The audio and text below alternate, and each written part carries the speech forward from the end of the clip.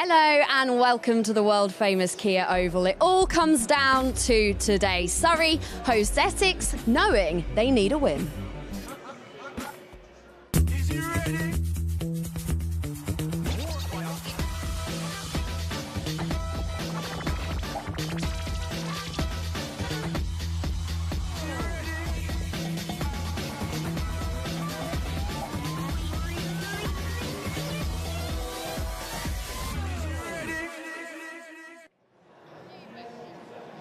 Well, Friday's 18-run defeat to Somerset means Surrey need to bring back their A game to ensure a place in this year's T20 Blast quarterfinals. A win today would also secure a quarterfinals home match as well. That all very important home match, which Surrey really want to get over the line today. They are currently level on points, 16 points with Hampshire Hawks, but still sitting second in the South Group with that better net run rate. But Surrey host Essex today, knowing that they need a win to secure that home quarter-final.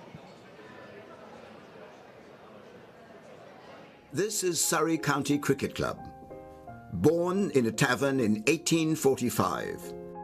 The symbol of Kennington, we've seen London grow around us. Cricket's original champions, as Charles Alcock brought his vision to life and we cemented a reputation as a place of firsts. International football, FA Cup finals, international rugby, test matches, as well as where English pride came to die, before a great rivalry was born from its ashes. We share our feathers with royalty and pass on the honour of the brown cap through generations. We've seen England's best spend their careers with us. Well, that's Jack Hobbs. Head and shoulders, yes, over all other living batsmen. And the game's best finish under our gasometer. We've won 7 in a row thanks to Surridge, May, Barrington, Locke, Laker and the Bedser twins. In fact, we're well known for our famous siblings, but there's always been one family who've stood out. We saw the West Indies grip a nation on our doorstep, and a pioneer set records galore in the women's game. The end of the century brought a fresh take on Ik Dien, as Holyoake and his England teammates transformed us on the pitch. The changing of the oval skyline brought the greatest of finales. There it is. England have regained the Ashes. And an era of final test triumphs. Alistair Cook has done it. A century in his last. Well played. On our way to our own red ball century. We're one half of the game's oldest rivalry and its only London derby. Can you clear the pavilion? Local players are always the lifeblood of our side. But the world's best are attracted to us too. We've come through tragedies.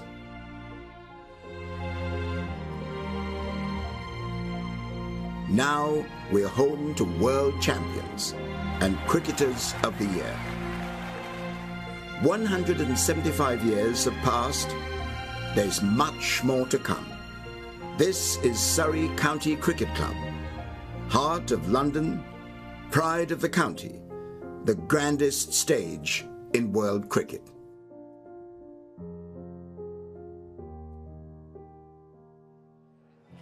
Now, today isn't just big because of the stakes, but also because it is Surrey's Pride weekend, coinciding with London Pride this weekend. Now, the match is going to aim to show that cricket is an inclusive, welcoming game for all. Now, Surrey have partnered with LGBT Hero, the National Health and Wellbeing charity for LGBTQ plus people. The iconic Mickey Stewart Members Pavilion will be lit up all weekend in rainbow colours. We've also got drag performers welcoming fans to the ground. We've got loads of rainbow flags, and you'll get a flavour of all of this on the broadcast over the next few hours. Now, I'm going to bring in Phil Walker.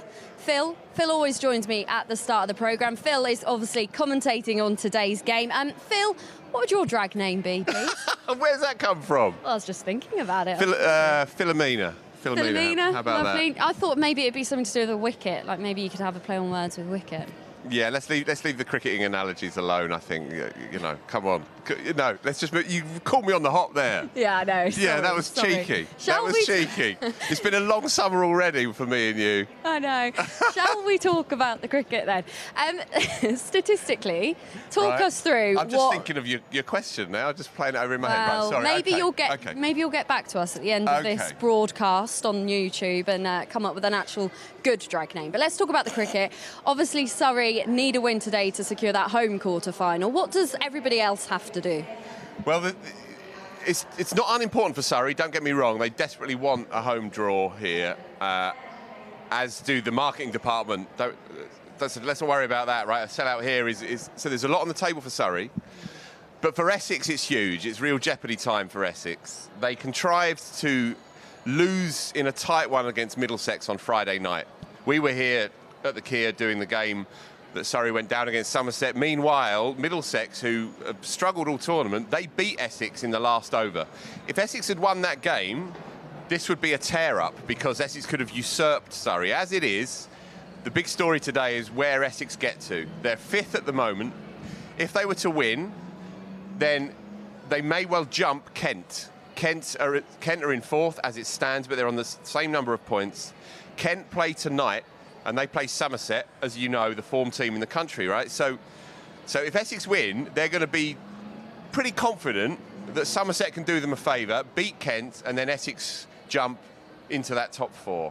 There's another outside possibility that if Surrey go down heavily here and Essex win by a lot, and Hampshire, who are playing Gloucester, lose heavily, then Essex could jump ahead of Hampshire, but that's very unlikely statistically with net run rate and all the rest of it. So, in short, Surrey want to win for a home draw, and because them and Essex, they're not exactly natural bedfellows, let's put it that way, and Essex, they have to win. It's a must-win game for Essex. So I hope if you were listening to that, you've got your pen and your paper and you've written all that down and you've got the notes, because I certainly have not got that in my head. But it's all to play for today. It's all to play for. It's the big day. It's the last day of the group games, right? What would your nickname be? What would your drag name be? I don't know. I'll come back to you. Let's talk, though, about Surrey. Of course, it was a very disappointing game for them on Friday. How do you reflect on that? Somerset was superb, I thought. We've seen a lot of games this summer, the two of us, and Somerset, far and away, I thought, the strongest side to play here at the Kia Oval. I wouldn't say they outclassed Surrey, but they did the basics brilliantly. Surrey were a bit sloppy in the field, in truth, and they flagged that up at the end of the game. They don't shy away from that. It was an off night for them. There's no two ways about that. At one point, they were in the chase. Will Jacks was playing nicely, but they were always a little bit 2 overs behind, chasing 208. Thankfully for them, as I said earlier, Middlesex beat Essex, and so they can relax a little bit here. Even if they do go down this afternoon, it's not the end of the world, but they don't want to have to pack their bags and go out into the provinces. They want to keep this quarter-final here in London in front of what's always going to be a full and rocking house. OK, well, you mentioned Will Jacks there. He did get 50 on Friday, and I spoke to him earlier. Will, thank you so much for joining us. A big game today. How are you feeling? Yeah, feeling good. Last game of the group stage, we obviously know a win will give us a home semi-final here. Quarter-final. Yeah, don't get too carried away. So we're looking forward to it. A good team. Yeah, it's a good opportunity to put in a good performance. How important would a home quarter-final be for you?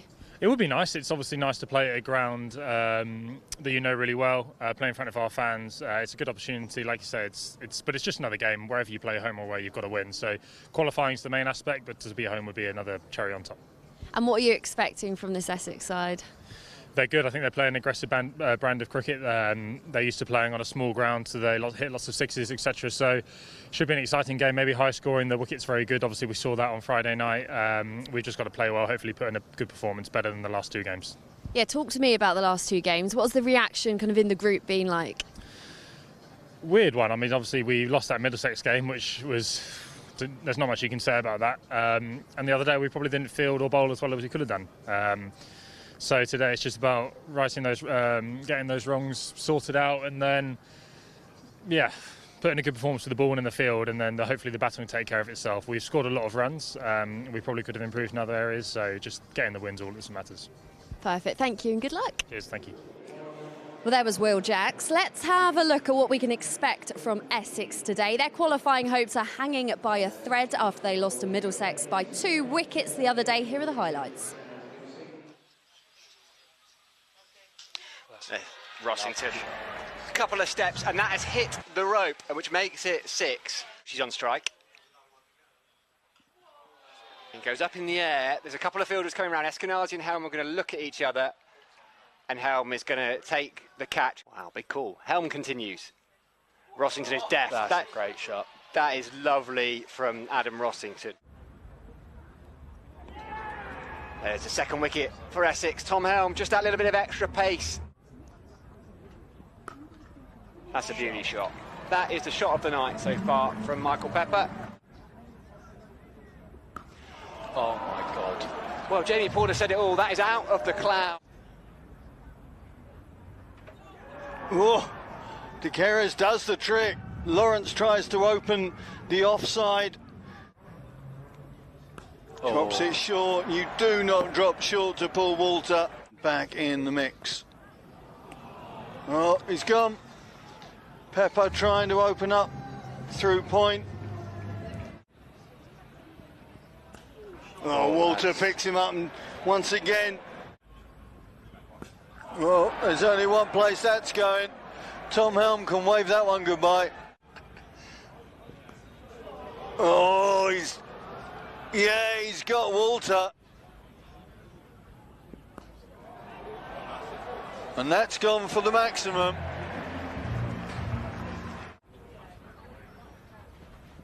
Again, it comes through on the full, and this is smashed over extra cover for 6. Higgins. Sams goes long.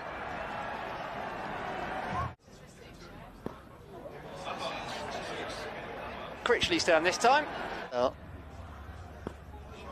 Oh, Critchley slams that long. Again, comes through on the full, but this time it's caught. This one he does get hold of, though. It was just back of a length. Daniel Sams has picked that up. It's gone straight as you'd like, and he salutes. And Adam Rossington. That one's gone in the air. Is there going to be an instant reprieve? Yes, there is. That one's gone up and over and bounced once just inside the boundary. Simon Harman. Oh, and he has shots like that. That's a beautiful shot. Slightly over pitch by Sams. Did he face from Critchley? He's got him. Just that loop, wasn't it? The other end, though, is Simon Harman bowls to Ryan Higgins. Higgins goes big, brings out the long handle straight away. Drops it short. Yep, another boundary. First sweep comes out, man's underneath it. Holden's gone, Snater does the job. You know, gaining a hell of a lot of confidence, and now he's, well, as we speak. Higgins picks him up for 6. Really good. He's going great guns. And continuing that, in fact, that's Simpson picking that Aaron Beard ball up to Sex acceleration. Can't do that, or is it? No, it's floating over the head. All the leg side fielders out on the boundary. That one's up, and this could be out. And it is! The golden arm of Matt Critchley does it again. Harmer's been able to change that bowling attack. Simpson.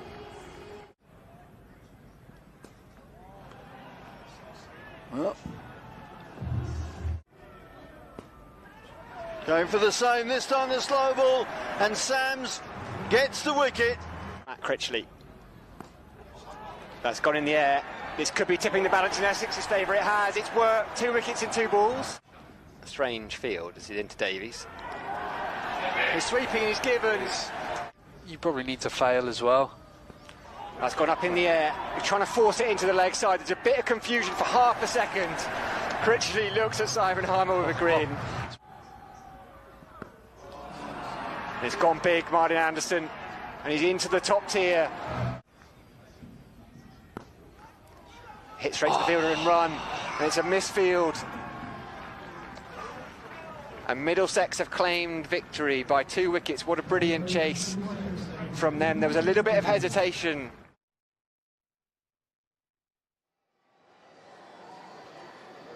So there's a little taste of what we can expect from Essex today. Now, joining us now is Hen, who's commentating on today's game. Welcome. But you're also the co-chair of the ECB LGBT Plus Employee Network.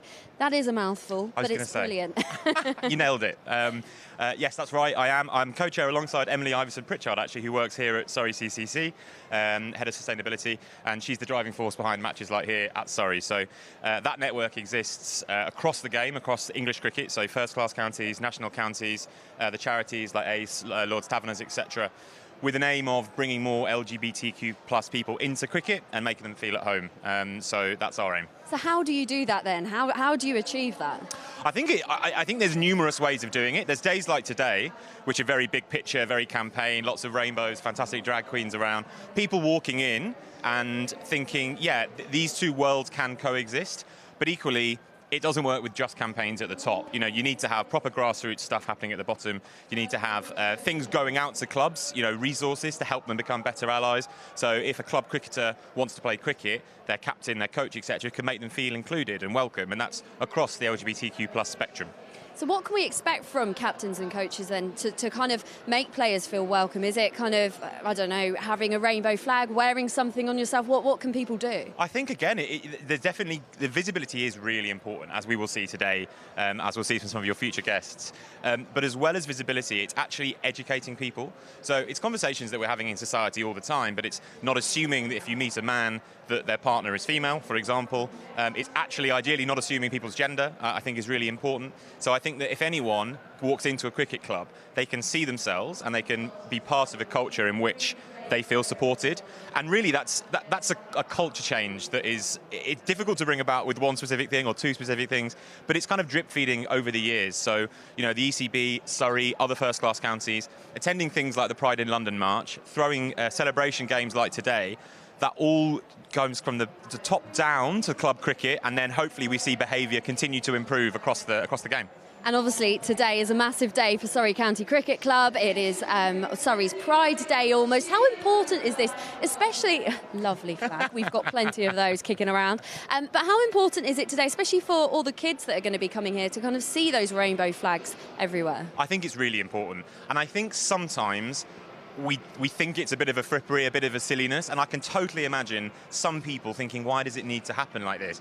But I can tell you, and other LGBTQ+ people can tell you as well, when I was involved in sport as a young person, I didn't feel like I could see myself at all. I would play cricket because I loved it, but I felt like at some point it's going to catch up with me. They don't really want me here. It's not my place. So there was never games like this when I was a kid watching cricket. I would turn up and think, I've got to kind of park that bit of my personality for the next whole day if it's a test match, or a couple of hours if it's a one-day game.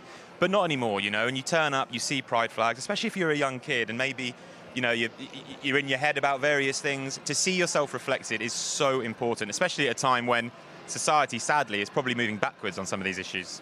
Also, you talked about when you were younger, but also, can you even imagine something like this 2-3 years ago? No, I mean, I joined the ECB in 2017, which is 6 or 7 years ago now, which makes me feel very old. And at that point, we hadn't been to a Pride March. There weren't any first-class county supporters clubs. We didn't do rainbow laces. Stonewall have now won rainbow laces for 10 years. Cricket's been a part of it for 7. In that time, things have got better. There's a lot more distance to go, but it's great to be a part of it. And a huge hats off to Emily and to Ewan here at Proud Surrey and Surrey CCC, who are doing fantastic work and kind of setting the standard, really, for LGBTQ+ inclusion in cricket. Hen, thank you so much. Good luck on your commentary debut. You will smash it. Fingers crossed. Thanks for speaking to us. Right, now we can head down to the middle and join Claire Thomas, who's joined by the 2 captains for the coin toss. Well, it all comes down to this. The final group stage match of the 2023 Vitality Blast, and the first ball is just half an hour away. So I'm alongside the 2 captains, and Surrey's very own Chris Jordan is going to do the honours with the coin toss. Whenever you're ready, Chris. Heads was the call. Heads it is. Simon, what have you chosen and why? Finally won a toss, so we're going to bowl first. Back ourselves to chase. So that's what we're going to do. Obviously, the brief today is to throw the kitchen sink at this one, but what does that look like in practice? What are the key messages? Yeah, obviously we know what's at play. We need results to go our way, but I think it starts this afternoon. We need to put in a big performance.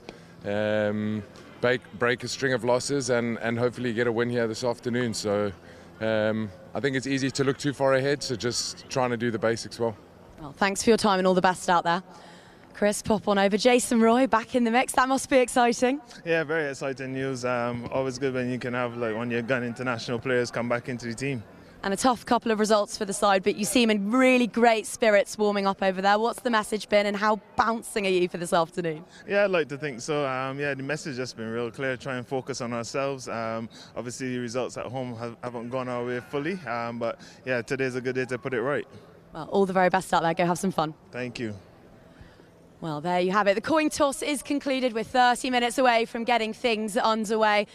There's one game left in Surrey's group stage fixtures, so make sure you bring plenty of noise, cheer them over the line, and we'll be underway in not all that long at all. Thanks to Claire. Yeah, we're expecting a lot of noise and a lot of colour here today at the Oval. Now, I'm very pleased to say that I am joined by Sebastian Frond, KC, and Big Liz. Hello. Good afternoon. Drag acts.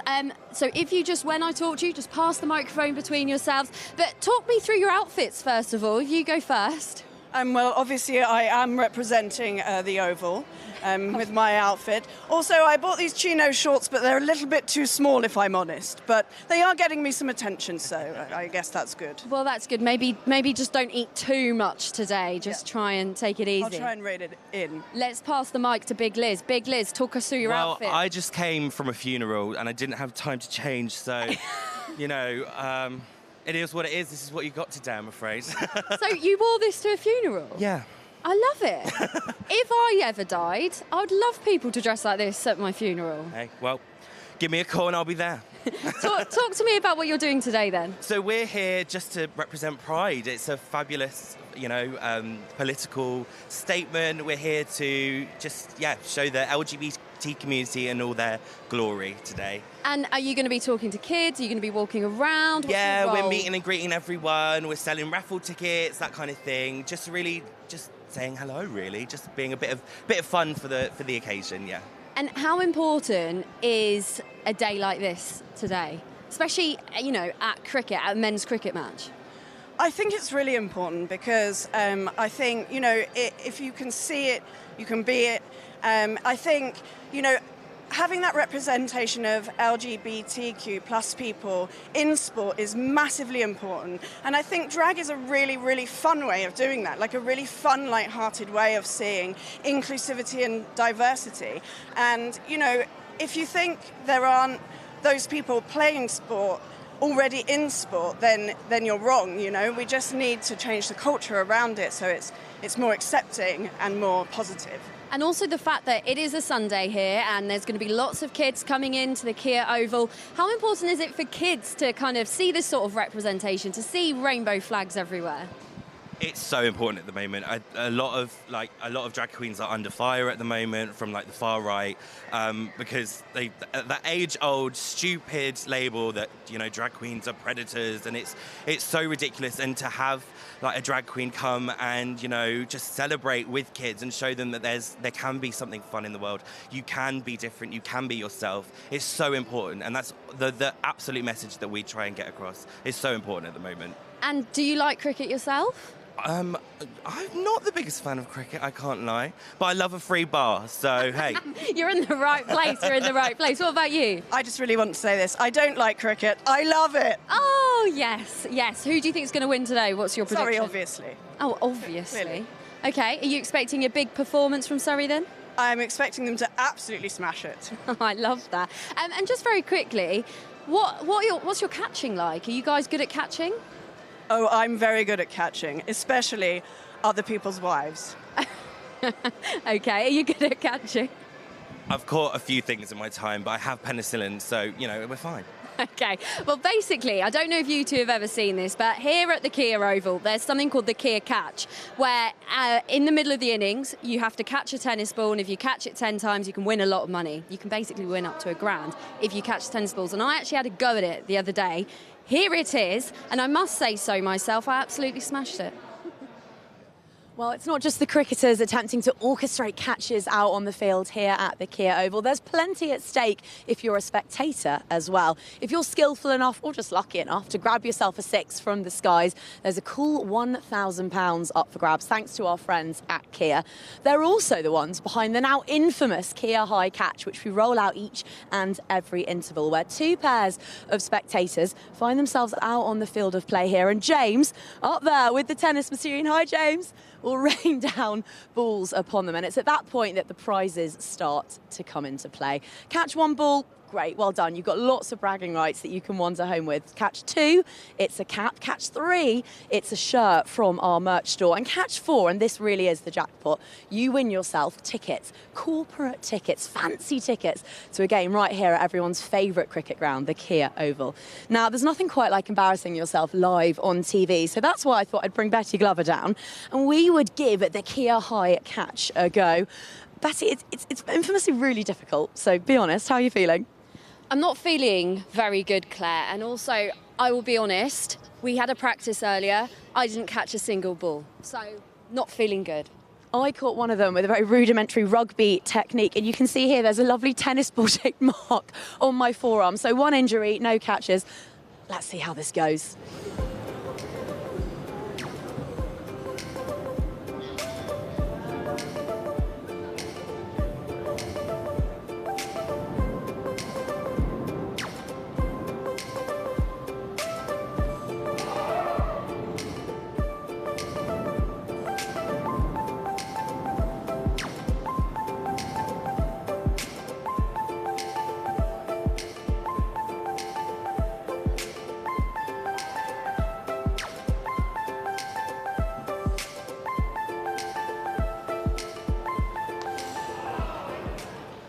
Betty, 2! I can't believe you did that. That was so much better than the rehearsal. But Claire, I'm very out of breath, I'm not going to lie. That took a lot out of me. You've run a marathon. Yeah, well, not then. But yeah, I had to tie my hair up, had to get myself in the zone. I caught 2, should have catched 4, realistically, I think. Should have caught 4. Way to back yourself. I was just going to say, can I borrow your hair tie? Is that all right? I'm going to take this just as seriously as you did. 2 to beat. Come on, Claire. Good luck. Thank you.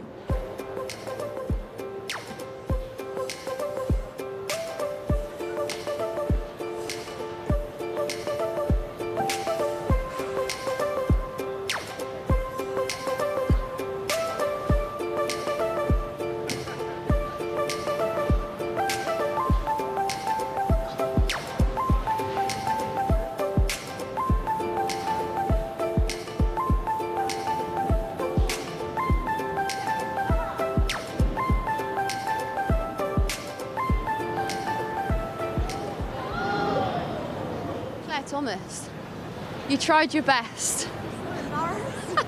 The most annoying thing for you, though, is that in practice you were way better than me. So what happened out there? What was your mindset? I mean, I'm going to have to go back to the board, back to the drawing board, back to my sports psych, because it's no good being good in training. It's match day that wins medals, Betty. And I'm going to have some fantastic tennis ball marks on my arm because it turns out the rugby technique, no good. There's a reason they don't do it out there. Yeah, I don't know about you guys at home, but I think Claire slightly had the wrong technique there. Maybe you need to go and get some practice. They're over there. Just go ask for some tips. Yeah, that's exactly what they want to do before a massive top-of-the-table clash in the Vitality Blast. What's nice, though, is that when I'm back here next, during the interval, I don't have to catch a thing. I'm on the mic, I'll be orchestrating the Kia high catch, and it's over to the fans. Well, there we go. Thank you, Claire. Thank you, Betty. Congratulations. Well played. Thank you. I'm trying not to still feel very smug about it, but I definitely am. It's a lot harder than it looks, guys, let me tell you that, and I caught 2 of them. So there we go, that is going on my CV. Now, I'm very pleased to say that I'm joined by Ewan McLeod from Proud Surrey, the charity sponsoring today's game. Ewan, thanks so much for joining us. Talk to me a little bit about what Pride Surrey do. Well, we're a supporters group first and foremost. So we were set up a few years ago to bring together LGBTQ+ fans of Surrey Cricket Club, create a safe space for people to come together and share their love of the club, really. I'm sorry to interrupt, but I've just noticed your hat, and you've got the Oval Invincibles hat on. That is the 100. You're at the wrong competition. 100 hasn't started yet. Well, you know, you can love both. You can love both. That is very true. Talk to me then about what a day like today does for LGBTQ+ people. I mean, it's amazing, really. We did this for the first time last year. And as someone who's been a member of the club here for over a decade, it was really amazing to come here, see all the pride flags, feel the party atmosphere. It was quite moving, actually, you know, to be recognised in that way, to have the club say, you know, you're welcome here, we support you, you're one of us. I think, obviously, we want to keep that going the rest of the year. It shouldn't just be one day of the year, but it's an amazing gesture by the club, and it's a really great thing for everyone to come and celebrate, I think. I think that is kind of one of the arguments, isn't it, that these days are absolutely amazing, but it shouldn't just be a day, it should be kind of spread across the year. What can people do across the year to kind of be inclusive? Well, I mean, I think, you know, here in cricket, you know, this week of all weeks, we've learned that inclusion is a big issue in the sport of cricket. Yeah. And at Proud Surrey, we really support inclusion for everyone and really want cricket to be a game for everyone. So we're keen to work with the club, with the ECB and others to really put forward that message. But I think that, you know, from the interactions I've had with Surrey County Cricket Club, They really do have a desire to reach out into the community. In this area of Vauxhall, we've got the biggest LGBTQ plus community in London, and I think it's really important that the club can link in with that and maybe bring some more people into the ground who wouldn't have come here before. Yeah, talk to me about Vauxhall as a whole and how inclusive it is. How big is LGBTQ plus community in Vauxhall? Well, it's massive. I think if you look at the census data, it's the biggest community in London, second only to Brighton and Hove, where I actually live. But it's a great opportunity, I think, for the club to be involved in the local community. All the local businesses, we've got loads of drag queens here today. Really very much part of the action. And I think it's really great to see. Yeah, Big Liz being one of my favourites because Big Liz is fabulous. Is incredible. Absolutely. If you've not seen Big Liz perform live before, I definitely recommend it. Oh, I haven't. Is she doing it today? Do you know? I'm not sure if she is, but she's brilliant. Well, I'm definitely going to have to track Big Liz down and get myself some tickets. Also, I think what is pretty amazing about today is that it is a Sunday, so there's going to be lots of kids here at the Oval. How brilliant, from your point of view, is it for these kids to come here and just see loads of rainbow flags, see all this inclusivity? It's excellent. It's really important to get the message out that this is a sport for everyone. There might be kids here who are LGBTQ plus themselves, maybe a bit unsure about whether this is a sport or a community that will welcome them, and I think it's really powerful to have these symbols and really involve them in all of it. I remember last year, the kids were the most excited to be waving the rainbow flags, and it's really great to see. Yeah, and I think, today is all about celebration, but I think it's fair to say there's still quite a long way to go, isn't there? Do you agree with that? Absolutely. This is a community that has big problems in terms of health and well-being, mental health in particular. People can still be subject to discrimination. So many challenges, not just for the LGBT plus community, but for other groups in cricket as well. So I think it's important that we come together and say, cricket's a game for everyone. It's easy to say that, but we need to work together to make sure that that feels like a reality. Well, Ewan, thank you so much and enjoy today. Thank you. Thank you. Okay, well, that was Ewan McLeod there talking wonderfully about LGBTQ plus here at Surrey County Cricket Club. It is today Surrey's Pride match, so you will see lots of flags, lots of face paint, lots of colour around the Oval today. Now, Surrey have launched a brand new series. It's called Hits Different. You can find it on the Surrey County Cricket YouTube channel. Now, it gives you all this behind-the-scenes exclusive access. If that's up your street, then here is episode 7.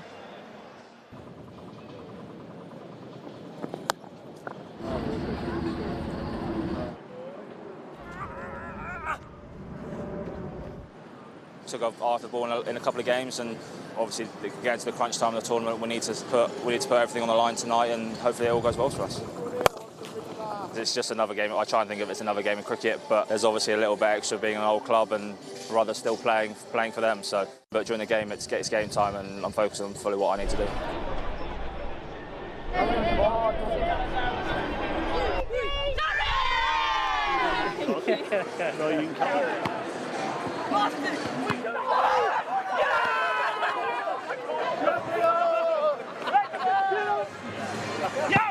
It's time to get the coin toss underway. Let's have a flip, please.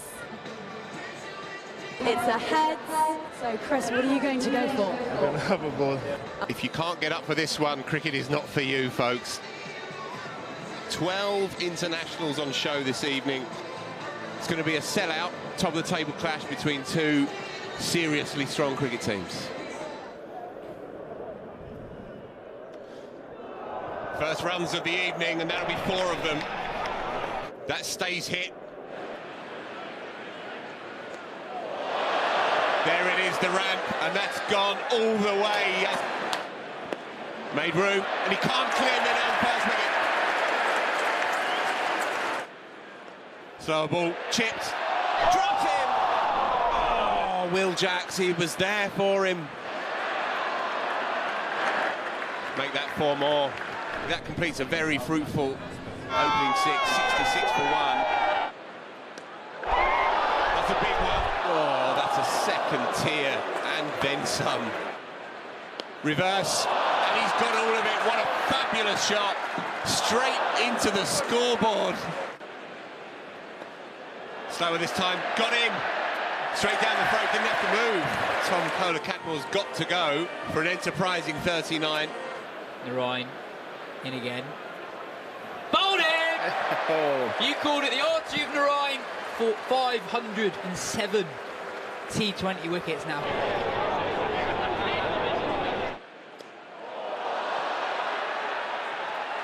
And 6 more! Don't think we got a crowd catch as well. A third 6 to the over for Somerset.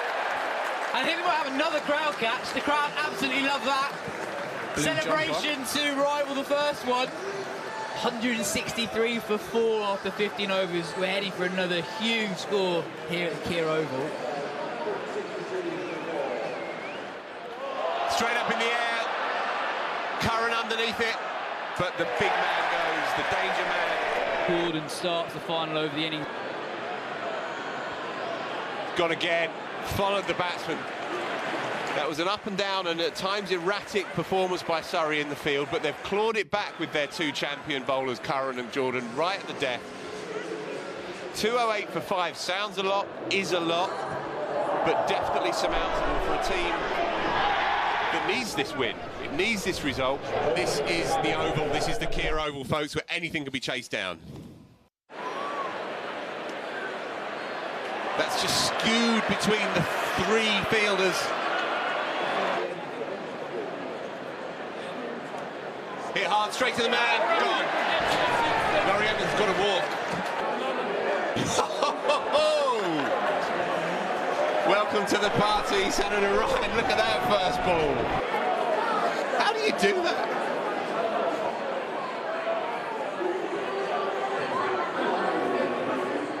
He's in again. Moves this time, gets it away, that's going all the way. Imperious and majestic now. There was a touch of swagger about that. Oh, ho, ho, ho. That's into my office. What a hit.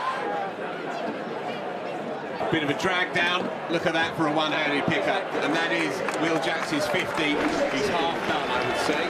That's what he'll be thinking. Bit more air this time. Jacks has hit him hard. And he's snared him. He's taken it. Well, 84 for 3. The danger man is gone. That's close. And he's given. He's got to go. First ball. And I think he's nicked that. Overton hasn't even turned round. 85 for 5 suddenly.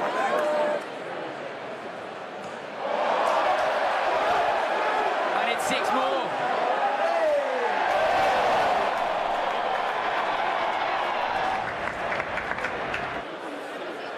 Laurie bowled him! Huge moment for Somerset. Ben Green gets the big wicket of Jamie Overton, who falls for 30 off 15. Sam Curran gets under it. 6 more for Sam Curran, his 3rd of the innings. Come on, sorry. In he comes. It's in the slot, it's slapped hard, that's gone all the way, what a moment. 45 off the last 3 overs. You just don't think that's beyond the reaches of a side like Surrey.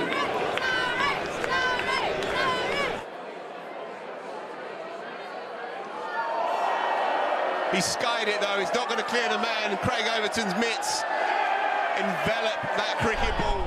That is the moment. 8 down. This game, this crucial game, is slipping away from the home team. Up it goes. And it clears the man. Chris Jordan hasn't given up. Final delivery then. And it slapped and cleared the man. And Chris Jordan simply turns on his heels, head down, pops his bat under his arm. Sunday looms immensely large at the Kia. They are a good side. They're top of the group for a reason. They won 1-1. I caught him last game, so I'll take that as a bonus. We've got to almost put performance in for having a bad night tonight. So yeah, Sunday's a big day, and yeah, we're all looking forward to it. Well, the players are just starting to come out for this final group match. Surrey hosting Essex. So now it's time to say hello to our commentators, Phil Walker, Hen Cowen and Joe Harman. when match day comes, it's about staying in the moment. By the time I get to the game, I'm in a great mental space to take it head on. Most professional sportsmen have nerves. I'd consider them to be nice nerves. It means that I'm alive, it means I'm on edge. I grew up in the Caribbean, watching the West Indies team, and a lot of those guys had gold chains on, but it's only until I start running in, being a fast bowler, you kind of hearing them bob up and down. You get a rhythm from it. You get a feel from it. When the game is on the line in a real high pressure moment, coming out on the right end of that moment is probably what gives me most satisfaction. Whether I have the ball in my hand, whether I have the bat in my hand. Your power, your pace, all the things that make your performance electric. Remember what got you there. Every game's a journey. Get ready to move. Kia, movement that inspires.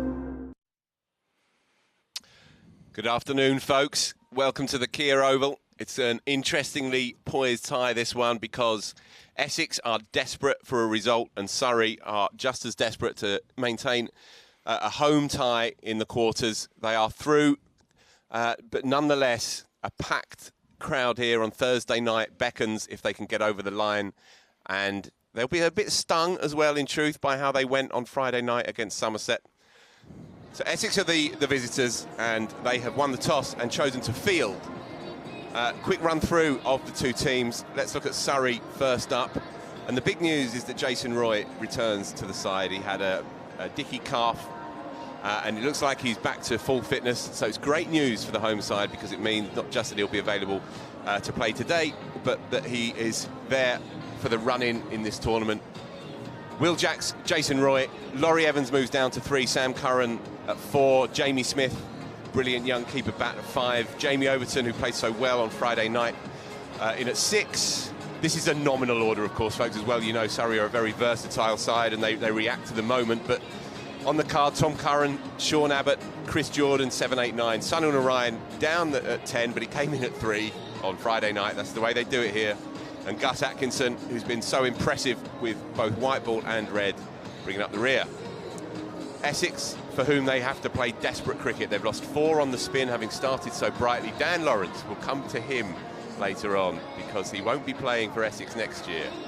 Anyway, Dan Lawrence is kicking off with Adam Rossington, 2 explosive players up top. Michael Pepper, a good young player at 3. Feroz Kushi, an excellent, wristy, classically Essex-style player at 4. Paul Walter, he's about 3.5 metres tall, and he can hit a long ball. He's at 5. Matt Critchley, the leg-spinning all-rounder, at 6. Daniel Sams, the Aussie all-rounder, at 7. Simon Harmer, the brilliant, the legendary Simon Harmer, really, skippering the side in at 8. Shane Snater, Aaron Beard, Sam Cook, a very useful seam attack, 9, 10, 11.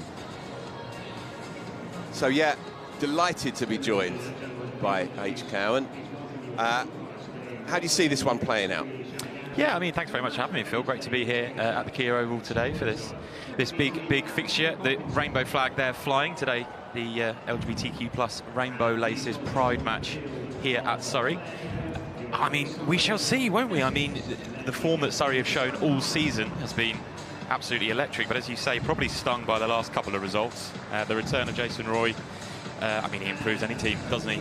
But as you say, Essex desperately needing a win throws in something else to the equation. So it's anyone's.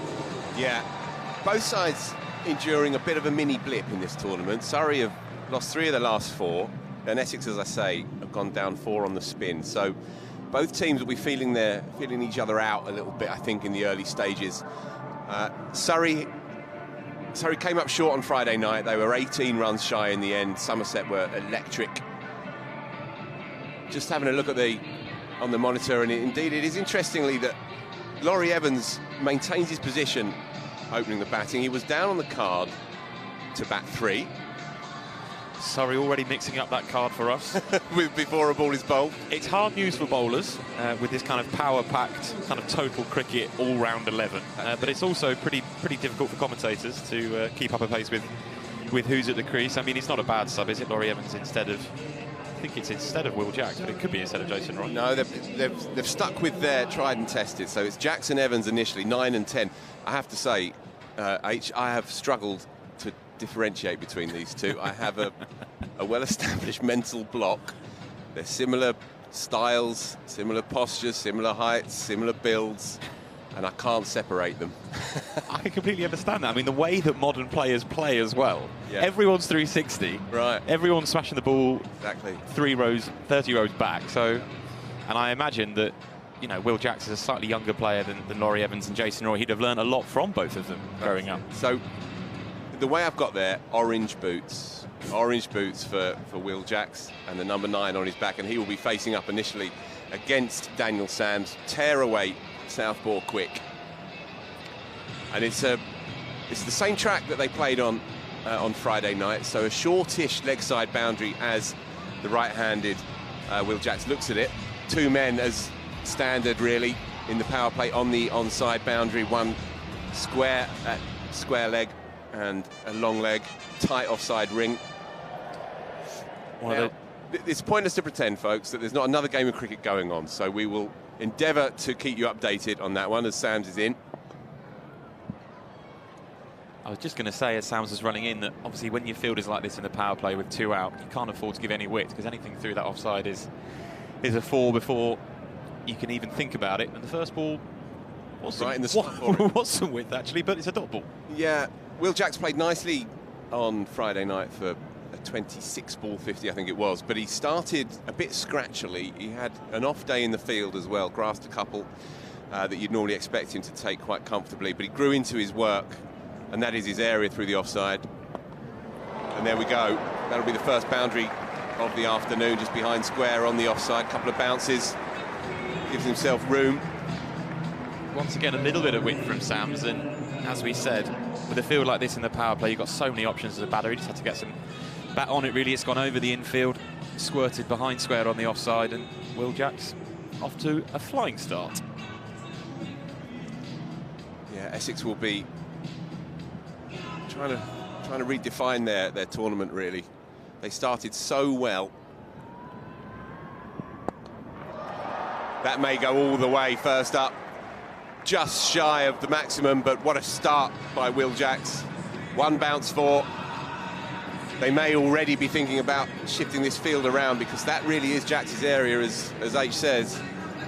I mean, I guess the other option is he could come round perhaps and try and bowl a little bit straighter, but all 3 deliveries, that first one he got away with, but all 3 have been outside off stump. When you add in Jacks giving himself a little bit of room, as he's wont to do, it's an easy pickings for Will Jacks. He's not going to miss out on balls on 5th or 6th stump with this field.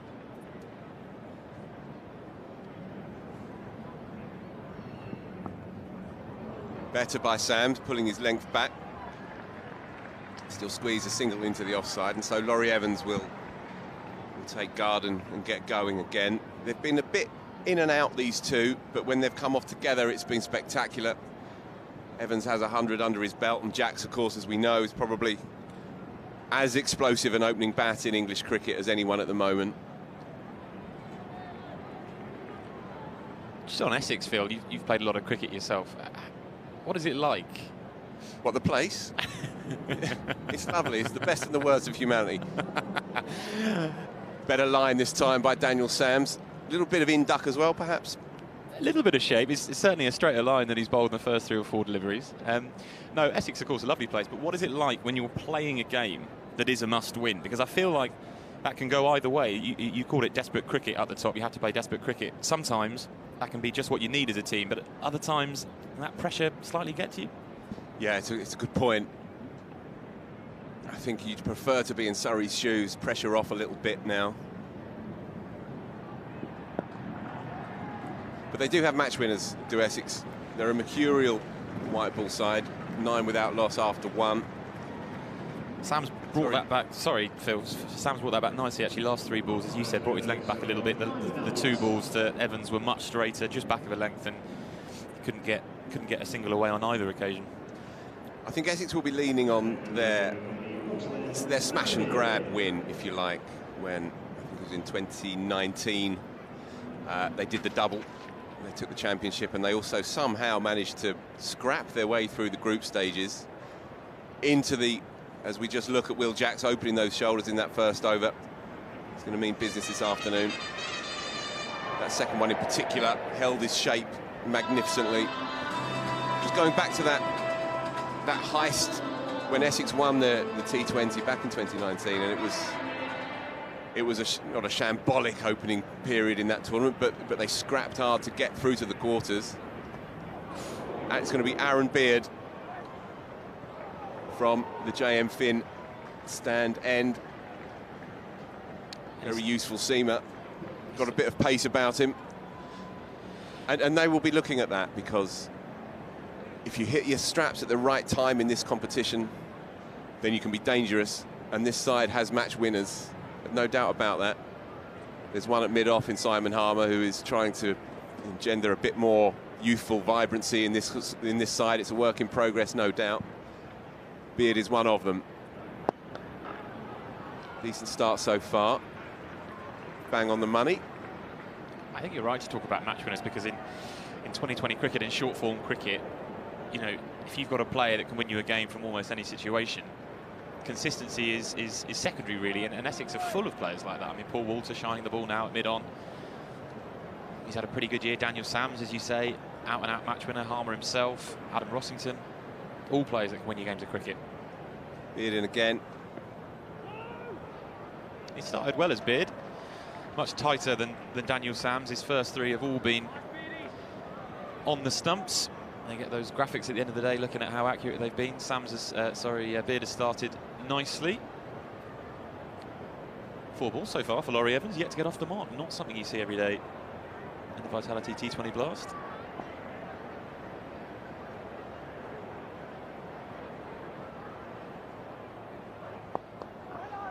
Ooh. Oh, it's taken a nasty bounce. That could have taken his teeth out.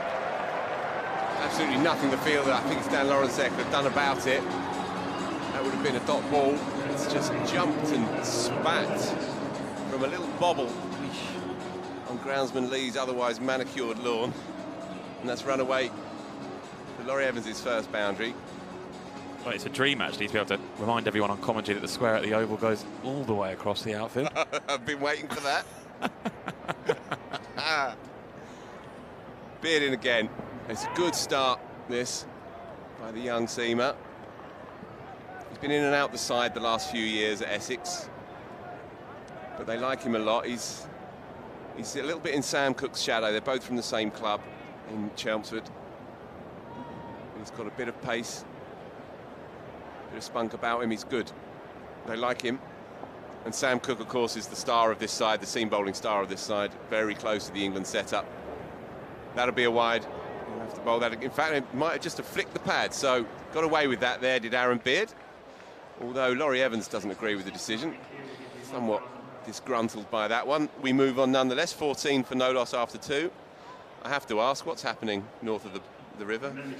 North of the river, Ben Stokes is doing Ben Stokes' thing, and the game is still alive. England men need 79 more runs to win in that Test match.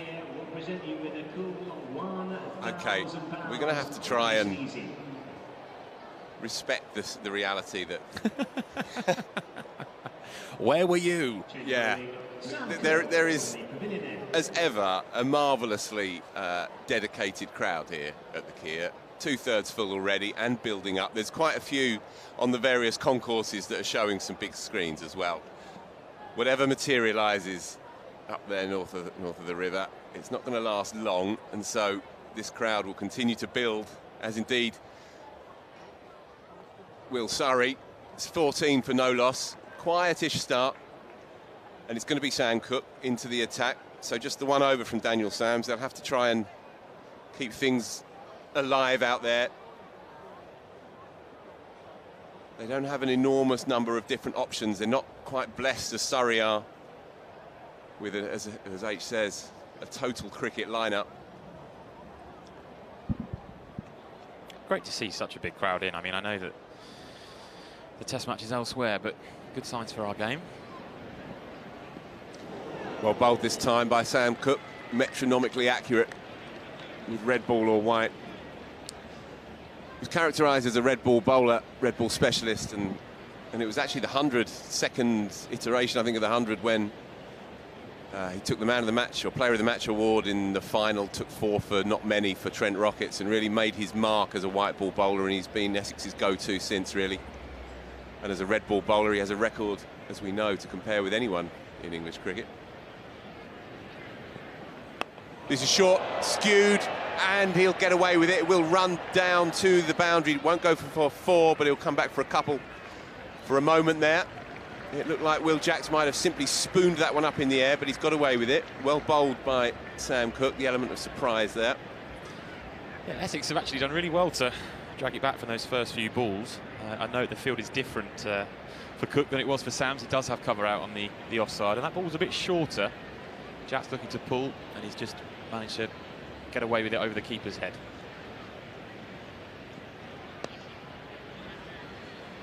Bit shorter this time outside off stump, but couldn't get too much of it. So Will Jacks just settles for the single. Relatively benign start so far. Yeah, just the 3 boundaries as we approach the end of the third. I mean, of course, in the power play, it could all change. A couple of boundaries now, and Surrey back on the front foot.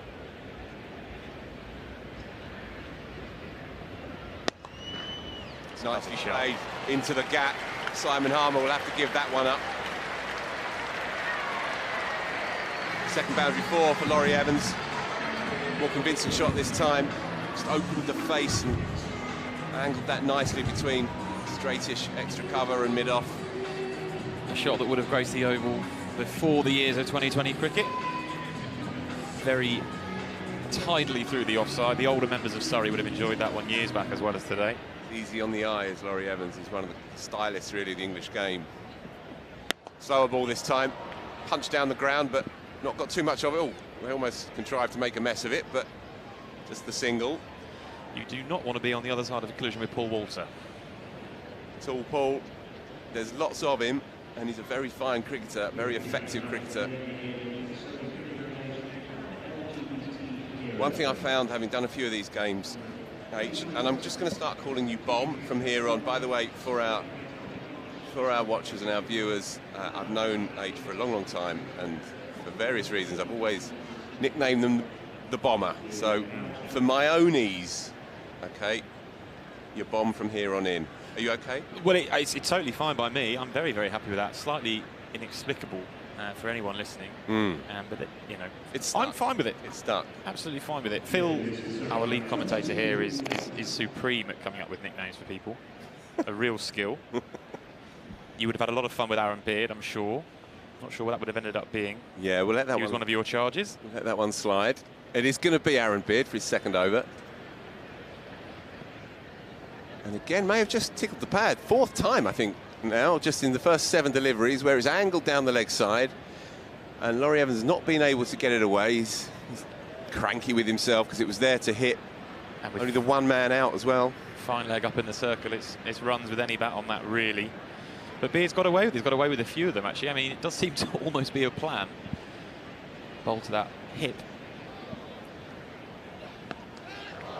Has he picked him out? I think he has. Easily done. That's Dan Lawrence out there. Very tidily taken, coming in from that backward square position.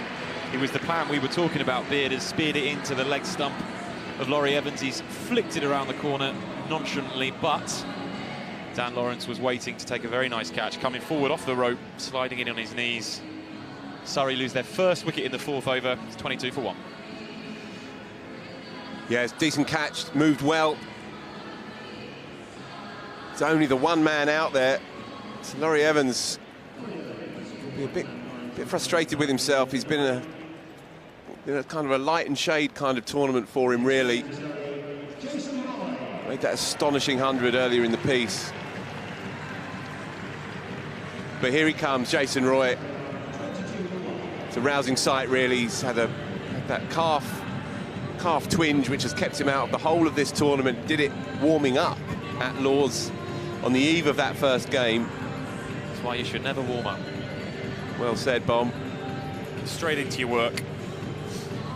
Jason Roy it is, making his return to Surrey colours. In at 3. it's hard not to be excited when you see Jason Roy marking his guard in a 2020 game. There could be few more players better able to entertain and find the boundary in English cricket than Jason Roy. Really at the vanguard of that English white ball cricket kind of revolution. Yep. They're all doing it now. It's become part of folklore, isn't it, when he slapped the first ball of the post-World Cup era straight to backward point against New Zealand. That was exactly what Owen Morgan wanted. Beard will be a wide. Again slides down the leg side. Aaron Beard. It's not where you want to be bowling when you've only got a 45 and no man back behind square on the leg side, but he hasn't yet been punished too much by it. It's a high-risk strategy. It's a very high-risk strategy. I can't think he's aiming for it. That said, no man on the offside boundary, so they are going to try to bowl straight here. Again, no width required. Shorter this time. And Jason Roy is back with a nice quiet dab behind square on the offside. It will take him a little while, you imagine, to get into his work, but let's just hope he can settle in, because as H says, there's no better sight than Jason Roy, one of the more selfless cricketers as well in the English game. Never plays for himself, never plays for a red inker. He is full throttle, ultra aggressive at all times. Makes room and will just clear Simon Harmer at mid-off. Will Jacks' third boundary fought. Jacks moves on to 17 with that, and again he just makes a little bit of room for himself, just slightly backs away to the leg side, and then it's the full extension of the arms through the shot, over mid-off. Jacks looks incredibly dangerous when he's able to use his arms. A fine striker of the ball. It's very hard to bowl that, isn't it? If a batter's going to move around like that and you've only got 2 men out, best of luck. Yeah, that is his area, around that offside arc. Tries to go again, but well bowled by Aaron Beard, who follows him, drags his length back. Will Jacks just rehearsing the front foot sashaying uppercut dink. Beautifully described. People who have been watching the men's test match at Lord's across the last few days, obviously. Is there something going on? Well, you will have seen a lot of short pitch bowling, and I think a pattern is emerging, because these are not bumpers by any means, but we've not seen much that's not short of a length or back of a length here today.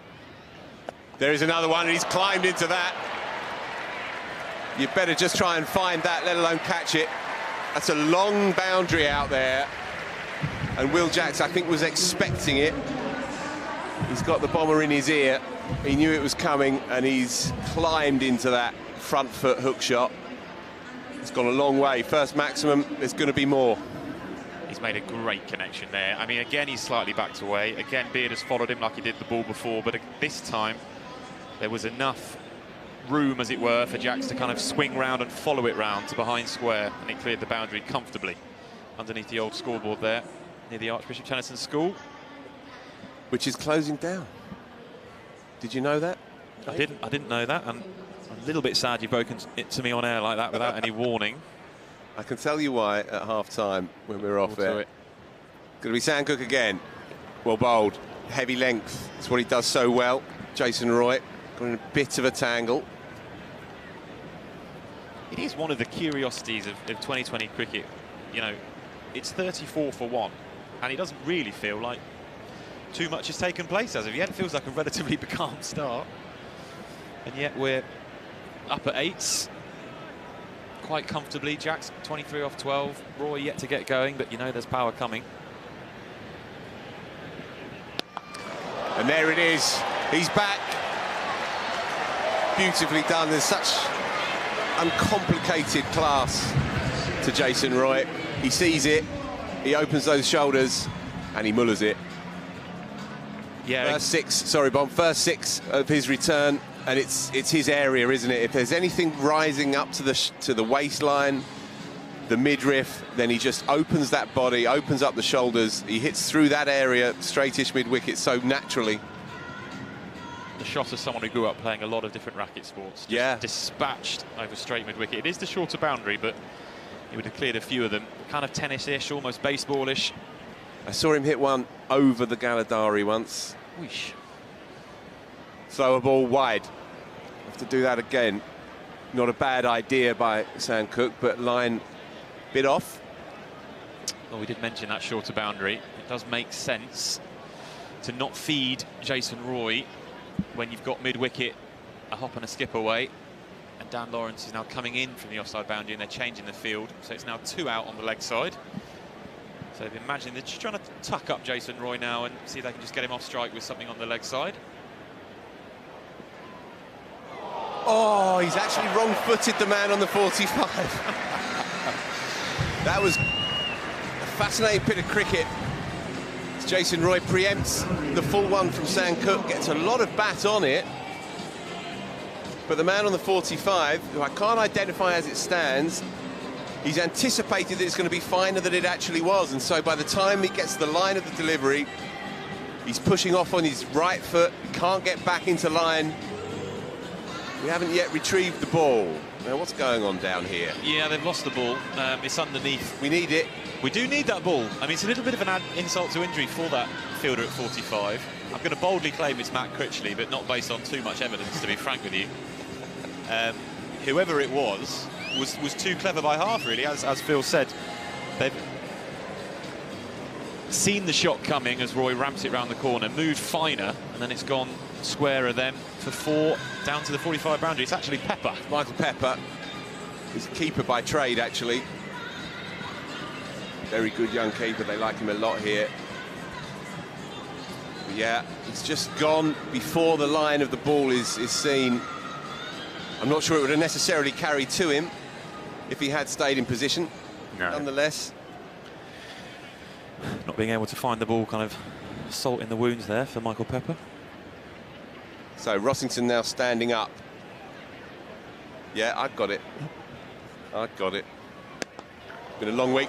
Jason Roy off again. So make that 6-4-4 in this over, like he's never been away. Just comes so naturally to him, doesn't it, Jason Roy? Again, one of those players who looks he has so much time at the crease.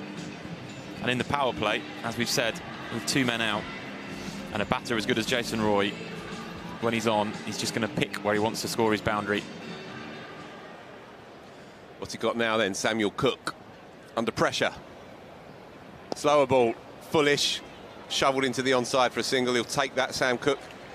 One more delivery to try and escape from this over. 50 for 1 with just 1 delivery left of the 5th. I found this campaign quite hard to predict what is a good score. I've seen Surrey get turned over for 120 on a Sunday afternoon against Hants, and and we've seen over 500 runs in the London derby, so it's been very, very hard to predict. Slower ball again, bowled in! Touch of class by Sam Cook. Just let it float out the front of the hands, and it was right in the block hole, and Will Jacks was trying to engineer something, but it wasn't the ball to go after. Beautifully done, sliding those fingers along the left-hand side of the ball and just letting it drop on the crease. It's a beautiful delivery. Almost looks like some kind of knuckleball that from Sam Cook, and Will Jacks end up playing kind of all round it, over the top of it, trying to force the issue in the power play, as you do, as he needs to do. So a great comeback there from Sam Cook in an over in which Jason Roy hit him for 2 boundaries and a 6. Yeah, Essex really did need that. Surrey's embarrassment of riches continues with Sam Curran walking to the crease at number 4. Another fine striker of the ball. Yeah, he played well on Friday night for his 47, and it was really with his wicket that Surrey's race was run.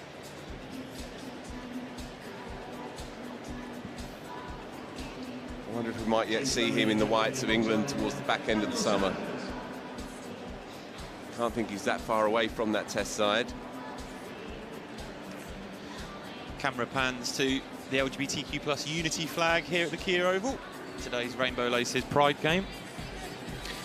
A county that are doing fine work on LGBTQ plus inclusion. Emily Iverson Pritchard, who works here at Surrey, Head of Sustainability, leading the way. Yeah, that flag flying high all weekend. Cut hard and flat, and will beat the man. Jason Roy's lightning fast hands through that. And Daniel Sams returning for his 2nd over. He's got to turn round having conceded a 4 from the first delivery. Under pressure straight away. Jason Roy is enjoying himself. Well, we spent Daniel Sams' first over talking about not giving width. And sadly for him, he's come back and given a little bit of width, just back of a length. Enough room for Jason Roy to pierce the offside and find another boundary. He's hit hard this time, but straight to the man, so just a single. Brings Sam Curran on to strike for his first delivery. Wonder if Sams will go over the wicket as the left arm seamer. No, it looks like he might be staying round, try and cramp Curran for room as we edge to the end of this power play. No, he's going back to the more conventional left arm over now with the 2 men. He's going to try and bowl a tight line, middle and leg, with that degree of protection afforded on the leg side boundary. 5-4 offside field, very tight offside ring. Man on the drive, extra cover. It's well bowled. They'll take that. Scrapping hard, aren't they, Bomb? Essex, you can sense that this is their season really here, right here. Well, it's that desperate cricket that you talked about, Phil, up top. I mean, the nature of T20, a couple of loose overs and you find yourself behind the game, but that wicket from Sam Cook has got them scrapping, as you say. 55 for 2 in this 6th. The power play's kind of even money at the moment, you'd say. Sam's in again then. Well bowled on a length. Squeeze a single out into the offside. It'll tight for a moment, but well judged. So Sam Curran is away. Essex, I think, on balance will probably take this, remove both openers. At the rate under 10, you'd normally take that, especially here at the Keir. You'd take that in any power play. It's hard to know how much impact stats play in a batter's head, but there is one about losing more than 2 wickets in the power play, and a percentage of matches you then lose. Sam's in again, short this time. Surprised Jason Roy a little bit. Through with his shot. Clattered into his shoulder, I think. In fact, it might have been his hand. He's just shaking that reverberation out from his arm. No, nothing too concerning there. He's okay. But mixing it up is the Aussie Daniel Sams. Useful medium fast, but my God, does he hit a big ball as well later on, and he's going to be very, very useful for Essex down the pipe in this one.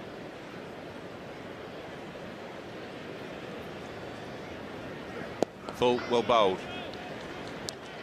So that's your lot for the power play. 57 for 2. Both openers gone. That'll be it from the bomber for a time. What a joy. I'm joined by Joe Harman for the next half dozen. What's the score, Joe? And I'm not talking about out here. I was going to say, great to be here for the Capitals' big cricket match today. Stokes is still there. Oh, he's not, is he? Still there, and as is Stuart Broad. Unbelievable scenes. I think it's fair to say the tension is ramping up here. But what about this game, Phil? This game plays itself out in a cauldron of tension. Even Stevens so far, you'd say? I think Essex would take it. I think won the toss. They always knew that Surrey were going to come hard. It's a pretty flat one here. We saw over 200 posted on Friday night by Somerset batting first. I think Essex will probably just take this at the moment, but this is T20, isn't it? And Jason Roy is ticking 21 from 9. It's going to be Matt Critchley's leg breaks. Good start. Dropped it nicely on a length, and Roy got himself into a bit of a mess, bit of a tangle, trying to carve it through the offside. Critchley will be full of confidence, having taken his first T25 for just the other day. It's in the slot, but hit hard down to long on, so just a single. He's having a good year in all cricket, isn't he, Matt Critchley? He started well last year as Essex's big sign and then fell away, but he's got his rhythm back with the bat, especially so far this year. Yeah, he's indicative of Essex's batting struggles in red ball cricket across the board last year, really, but he seems to have found his touch. And again, he bowls leg ease, he bats. He's never going to be that far away from England contention if he can put some scores together. Flat one this time, but dragged into the pitch deliberately and cramping Curran for room, and so he's content just to bump that one up to long on. Bowling to his field well so far is Matt Critchley, early into his work, of course. And they may also look at Dan Lawrence as well. Pace off the ball has been quite fruitful for teams here so far in this tournament. Slight misfield by Paul Walter, but no damage done. And good start so far here by the leggy. Yeah, they might look to Dan Lawrence's funky right arm Essex as well to take the pace off later on in the piece. In the slot. It's a good start here. Too much of it. Excellent start by Matt Critchley. He's through this one with just one delivery to go. 59 for 2. Run rate simmering just below 9 so far. He's bowled it. He's bowled him. No, he hasn't. Excuse me. He's looking dejected by the shot he played, which rather threw us up here in the yeah, well, the bails came off. The bails came off, but it must have ricocheted off maybe Rossington's pads. What happened here, Joe? He attempted stumping. Fine. Never left his ground, though. We move on. Yeah, it's a good start from Critchley. I think I'm sure we'll be seeing Lawrence after that kind of bit of encouragement. The slow bowlers can get a little bit off this oval surface, and we know that pace on the ball generally goes a long way with Jason Roy, who potentially looks a little bit more uncomfortable against the slow bowlers. This you feel is the key pivotal moment in this innings. Simon Harmer, the great Simon Harmer, really one of the icons of English county cricket. Captain of this side, brings himself on for the 8th.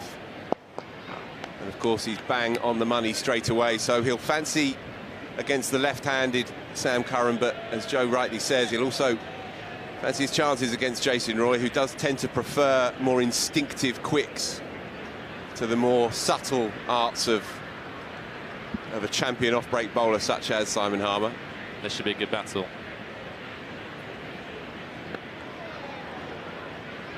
Just a single into the offside. Just slid across the bows. He's going round the wicket to the right-hander. I think we'll stay round the wicket again to Sam Curran. He's been quickly into his stride, Roy. He's not batting like someone who hasn't played for, what, 6 weeks or so.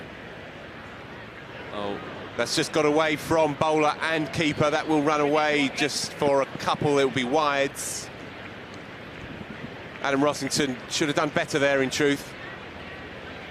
He got a good sighting of it. It's gone on with the arm from Simon Harmer. Uncharacteristically wayward from Harmer, though. He's usually right on the money. Pretty close. Might be just be angling down. Nothing doing there. Half-hearted appeal, really. It's a good little spell, this, from Essex. I think they'll be happy with their work so far in a game that, of course, they have to win to qualify for the quarterfinals. Top edge, man underneath it. Easy as you like. 3 down. Simon Harmer comes to the party, and Sam Curran, as dangerous a cricketer as England has seen in recent years, the most expensive T20 cricketer in the world, has got to go. Essex are doing this pretty well so far. 3 down now, Surrey.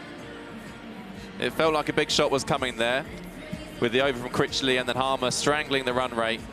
Curran decided he had to go big and only succeeded in hitting it to the fielder at deep mid-wicket. And that's a big wicket for Essex. That's 3 wickets gone inside 8 overs. I think they'll be delighted with this start. The problem they have, of course, is that this Surrey batting lineup just keeps coming and coming and coming. They've got Sunil Narine carded at 10. He's, of course, opened the batting in IPL. And he's in now. He's in now. And he's in now. This is what they tend to do. They drop the Sunil Narine bomb whenever they fancy it. Whenever there is a lull and they need a new injection of energy and tempo. I say energy. It's always low energy. It's low energy violence with Sunil Narine. He doesn't burst out of the traps, does he, when he's on his way to the wicket? But my word, he does have a swing. Ball. He does hit a clean ball. Hasn't come off for him too regularly this year, has it, with the bat for Surrey? No, his strike rate's good, as you'd expect, but there's not been too many definitive innings yet. He's bowled, as you can imagine, beautifully. He could bowl with a blindfold and only go at a run of ball in T20 cricket. The bonus they have is if he does go here, it really doesn't matter, Surrey. I mean, he can have a shot a ball, and if he's out, then the next man rolls in. 2 balls to go then of the 8. Simon Harmer done well, taking the pace off that one. never quite there with the really best spinners, and that's the case with Simon Harman, much as it is with Sunil Narine as well. Very hard to sweep. He gets a lot of overspin as well as a tall man. Vast hands. Simon Harman. You've written a lot about his vast hands over the years, haven't you, Phil? More emasculating than shaking hands with Simon Harman. Tucking up Jason Roy, and he's paddled that one quietly around the corner, so he'll maintain the strike. 8 overs gone, 12 of course remaining. Surrey ambling along really, 66 for 3, and over to the best seat in the house. Well, they call it the best seat in the house, and let me tell you, they really are. There's a stocked fridge, there's free jerseys, there's comfy seats, there's the most immaculate view out over the pitch. And I've been joined by Chris, who is going to talk me through just why today is so special. Sure, so this is the Pride fixture, and a few years ago, well, about 10 years ago, our friend Ben got a group of us guys together to come and watch the matches, and we'd come to every game here for the T20. Ben passed sadly a few years ago, but we still keep coming in his honour, and we've brought his. My son is his he was a godfather, so we keep coming back, and the club have very kindly invited us for the Pride fixture to basically celebrate him as well today. So we're delighted to be here. That is absolutely magical. He was a Kent fan. Have I got that right? Yeah, he was a Kent fan, and so we'd often go to the Kent fixture as his Ben's game, but it's also Pride is also Ben's game as well, so that's why we're here. Such a special occasion today. We're obviously trying to trumpet the fact that cricket is a sport for everyone. It's an inclusive and safe space. Has that been your experience of the game? Definitely. We've never had any problem. The boys play, we've played, we've come here for years, we came as kids, we've never had any problem. It's great. It's a nice family atmosphere. Thank you. Amazing. And you're cricket mad. You'll be back for the quarter-final. Fingers crossed if things go Surrey's way and we're at home for it. Definitely. How's your prediction for the top 4? It's shaping up to be quite a race for the finish line. I think we'll be fine. I think we'll do it. Absolute confidence there from Chris and from everybody here in the best seat in the house. We'll check in on them a little bit later on and let them enjoy the next over. Thanks, folks. Great stuff. Rousing stories as well. Real celebratory feel out here. North of the river, dare I ask. Joe, update. 299 for 6. As you were. They need 72. Benjamin Stokes, 150 and a few more not out. Shane Snater is into the attack, and he started well here. 3 deliveries in. Make that 4 deliveries in. Of course, we know Essex need to win this game to get to the quarterfinals. Surrey are basically through based on that net run rate, but are desperate for a home tie.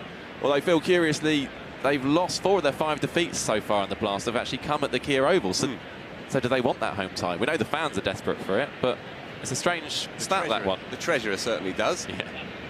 Shortish angled between those 2 behind square, and that will run away. Dan Lawrence is in hot pursuit. Correction. Good work there by Michael Pepper. Keeping it down to just a couple. You'd imagine Surrey will be going hard at Snater here. He sometimes leaks a few runs. We've got 2 extremely ultra-aggressive batters at the crease. I think they'll be really looking to play their shots here and capitalise on a couple of overs where they haven't really got going. Yeah, they've done this quite well, Essex's medium pacers so far. Shane Snater is not an especially explosive-looking cricketer, but he does the basics very well. He's a resourceful lower order hitter, and he's become an integral part of both white and red ball seam attacks for Essex.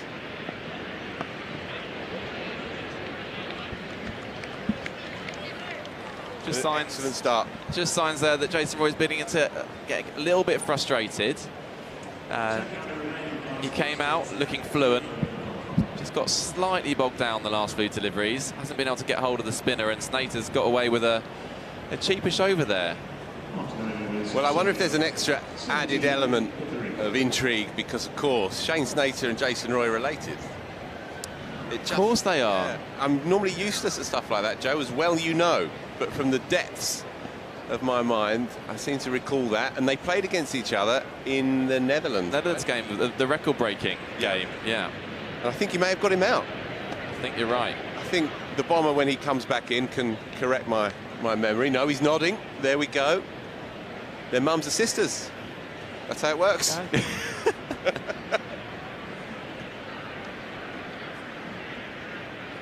There to hit. Make that 4. Simon Harman's cranky as you can be. He's drifted out into the outside the eye line of Sunil Narine. A big, juicy full bunger, and he's climbed into it. Narine's eyes just lit up there. Easy pickings for the Trinidadian, and he creams it through the covers.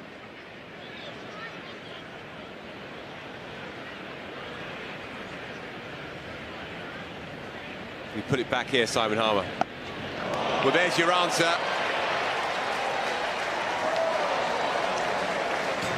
Deposited. Rose back, Joe, and that is Sunil Narine getting going. This is the way that he does it. There is such a natural arc, natural swing when he gets down on one knee.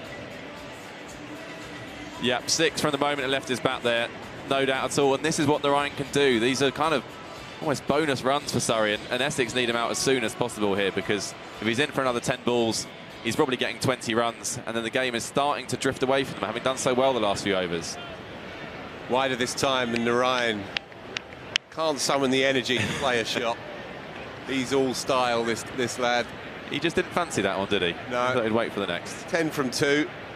Just roll along. In the slot again. Cloth this time, but it does bisect the field. Didn't get too much of it, but it rushes away. Shortish boundary there on the leg side to the left-hander, and make that 14 from 4 deliveries. That was all about Narine's wrists there, those strong wrists getting through the ball and splitting the leg side fielders. So he's going to go over the wicket now, I think. Adjust that line. Thrown that across the bows, but that will be a wide, well outside the tram lines. Interesting game of cat and mouse developing. Narine clearly eyeing up cow corner. Harman trying to bowl wide and not give him that luxury. 16 from 7, exactly where he was on Friday night. And he's eclipsed it. But only just. He didn't get much of it. So, very good over for Surrey. 15 from it. England women against Australia women, Wednesday, July the 5th. 6 o'clock that kicks off. Tickets still available. They're going quickly, but you can get along to the Kia. 24 quid for adults, and just, if you're under 16, if you're lucky enough to be under 16, just for a quid, and you can get in and see what could be an absolute humdinger. England women just edged out in a very tight one last night from the penultimate delivery on the wrong end of the test match, having competed very well throughout it, but they'll be stung into a performance, you imagine, on Wednesday night. Go to the Kia Oval website, kiaoval.com, and pick up your stubs. It's going to be a good one. There's Surrey players aplenty in that one as well, and England need a performance. Such a hard side to put away, Australia, aren't they? When you think you've got them, they come back. Reverse this time into the gap, and it goes flat and hard and over the rope. What a shot that is. Shot of the day by a distance. What a shot that is. And again, done in that kind of laconic style, no effort seemingly, and yet the ball sails over the ropes. Narine's playing a little gem here. Yeah, he simmered all tournament. And Sunil Narine with the bat. Going again. And just a whisker past his off stump. Adam Rossington keeps perpetually just getting rid of the stumps and throwing me into all kinds of... Just keeping us on our toes up here. A little bit quicker there from Critchley. Pushed it through. Exactly, it's well bowled. He's in again. Shorter this time. Clubbed into the onside. And Shane Snater can't prevent the 4. He's advanced well to get to the pitch, and he's just let those magical hands just unfurl through the ball. He's hit it clean and straight. 4 more. And Narine's motored on to 28 from 11 deliveries.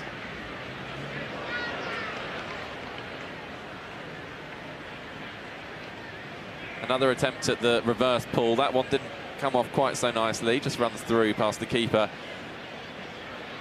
Yeah, there was a notable sigh around the ground. I don't think it was because of that leg bite. Oh dear. Yeah, the big man has gone north of the river. Reverse sweep, nothing doing. So, over to you, Stuart Broad. At Lords, England needs 70. Ben Stokes goes top-edged. against Hazelwood. Goes for 155, called by the keeper. 9 fours, 9 sixes. Well batted. Short, slap, straight to extra cover. Snater makes a bit of a hash of it and they get through for a single. So yeah, 70 needed for England. 3 wickets in hand. You know what, Joe, it's just occurred to me, I think I'd rather be here than waylaid by the exquisite miseries of what's happening. We don't need any of that, do we? No, we don't. This is a lovely way to spend a Sunday afternoon. Stay with us, folks. Sunil Narine and Jason Roy, 2 pedigree T20 players, are just getting going here. Narine 27, Roy 28. This innings is bubbling along, 11 overs in, 98 for 3. Essex ringing the changes. Shane Snater this time from our end here in the JM Finn stand.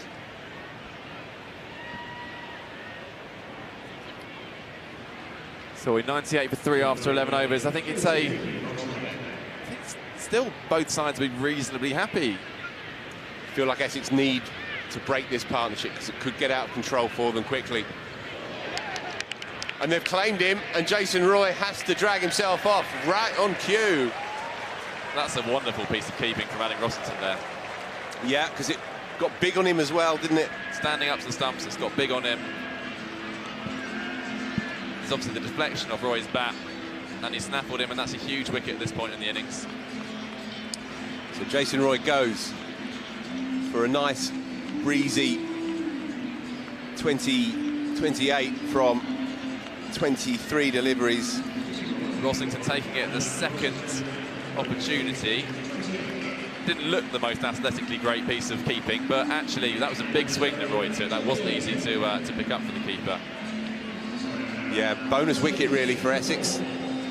Very good result for them, but they keep on coming. Jamie Overton, we're lucky enough to work here, Joe and I, in our day jobs, and we watch them range hitting sometimes on their odd training day between the hectic schedule of the T20, and watching Jamie Overton line up against a bowling machine on 75 mile an hour in the slot is a terrifying sight. It's some monstrous hitting, and even amongst the Surrey big hitters he stands out. Yeah. Snater in on the money, bit of hesitation, but they will get through for a single comfortably enough in the end. Interesting pairing we've got here with Jamie Overton and Narine as well, both very different players, like to hit the ball to very different areas of the ground, but kind of in their own way as dangerous as each other. Yeah, Narine never breaks sweat, but he certainly hasn't here. 12 balls for 27. He's having a lovely Sunday afternoon. Snater full, in the slot, ta-da. Just out of our eye line, can't see if that was a clear catch or not. You normally see the crowd going berserk, so I can only fear that that one was grasped. They would have been a few rows back if they had taken it, because he really got hold of that one. Yeah, that was right to the back of that stand, 15, 16, 17 rows back. It was there to hit. Snater will be cranky with himself, really. At that kind of pace, it's just perfect for players of the calibre of Sunil Narine. But it's so easy and casual, almost. It's a 95-yard hit. Tries it again this time, doesn't get anything on it. Pitched outside leg, nothing doing for the LB. And they amble through for a single. Watching Sunil Narine, when it comes off, it looks stunning. When it doesn't, he looks like the tail ender that he used to be, doesn't it? There's not much middle ground. It's part of what makes him such a joy to watch. Now we've got Overton on strike, who will certainly be eyeing those straight boundaries as well. I feel like we might be in trouble here, Phil, in the commentary box. Yeah, he favoured deep mid-wicket on Friday night. And again, as he drops that quietly into the offside, that's what he did for the first 10-15 balls of his innings as well. He's not the kind of player that just goes out there and whacks it right from the get-go. He gives himself a bit of time, knowing that he has the power and the strength and the physique to deposit anybody over the boundary. Same applies really to Sean Abbott as well, who may well come in next, but you never know. Tom Curran also lurking, Jamie Smith also lurking, Chris Jordan, everyone's lurking in this side.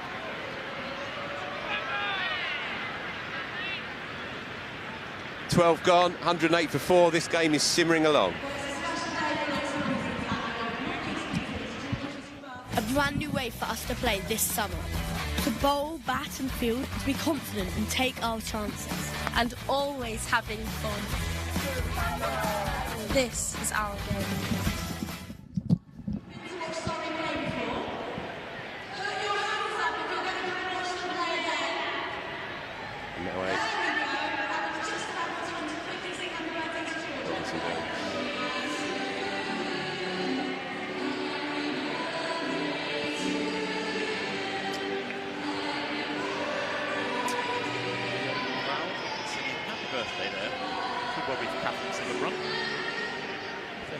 Young today. One of the all-timers. Paul Walter into the attack for the first time. Tall Paul, they call him, for obvious reasons. And he's a very, very useful cricketer. He's really blossomed in this Essex side. Bowls nagging medium pace, and he can hit a huge ball from number 5 or 6 in the order.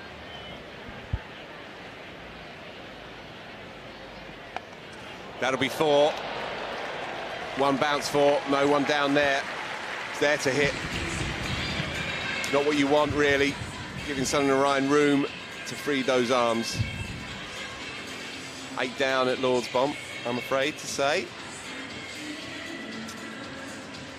Ollie Robinson, by the looks of it, caught in the slips by Patrick Cummins. If you're feeling too much pressure, folks, then just focus on us here. Leg side-ish. And they'll mosey through for a single. Yeah, Sunil Narine batting like a man who knows he's now the main centre of attention in London when it comes to cricket. Must be a joy to be a player who's achieved so much. When every time you put the pads on, every time you walk out there, you're just building on your legend. It doesn't impact negatively if you have an off day or an off week, because you've already pulled it off. Well bowled. And pushed up to long on for a single. Paul Walter will take that. He's come back tidily here, having conceded a 4 from the second delivery. And that has kind of been the story of Essex's bowling so far. A little bit all or nothing, quite a lot of tight stuff, and then just as they're building some momentum, they lose their lines a little bit, and Surrey capitalise. Interesting to see who does come in next, if indeed anybody needs to. I wonder if it might be Sean Abbott, who blew this place up with a 34-ball 100 on the first home game of Surrey's campaign, equalling, of course, Andrew Symonds' tournament record. It's into the gap, I think. It won't go to the boundary. It's going to plug there at straight mid-wicket, just a single. Very long-range single, that. Narine, I don't think Sonny's in the business of scampering that first run hard. I don't think he needs to. Doesn't need to. Scored too many runs, taken too many wickets. He's 39 off 19 here. He needn't change his method one bit. A fine striker of the ball.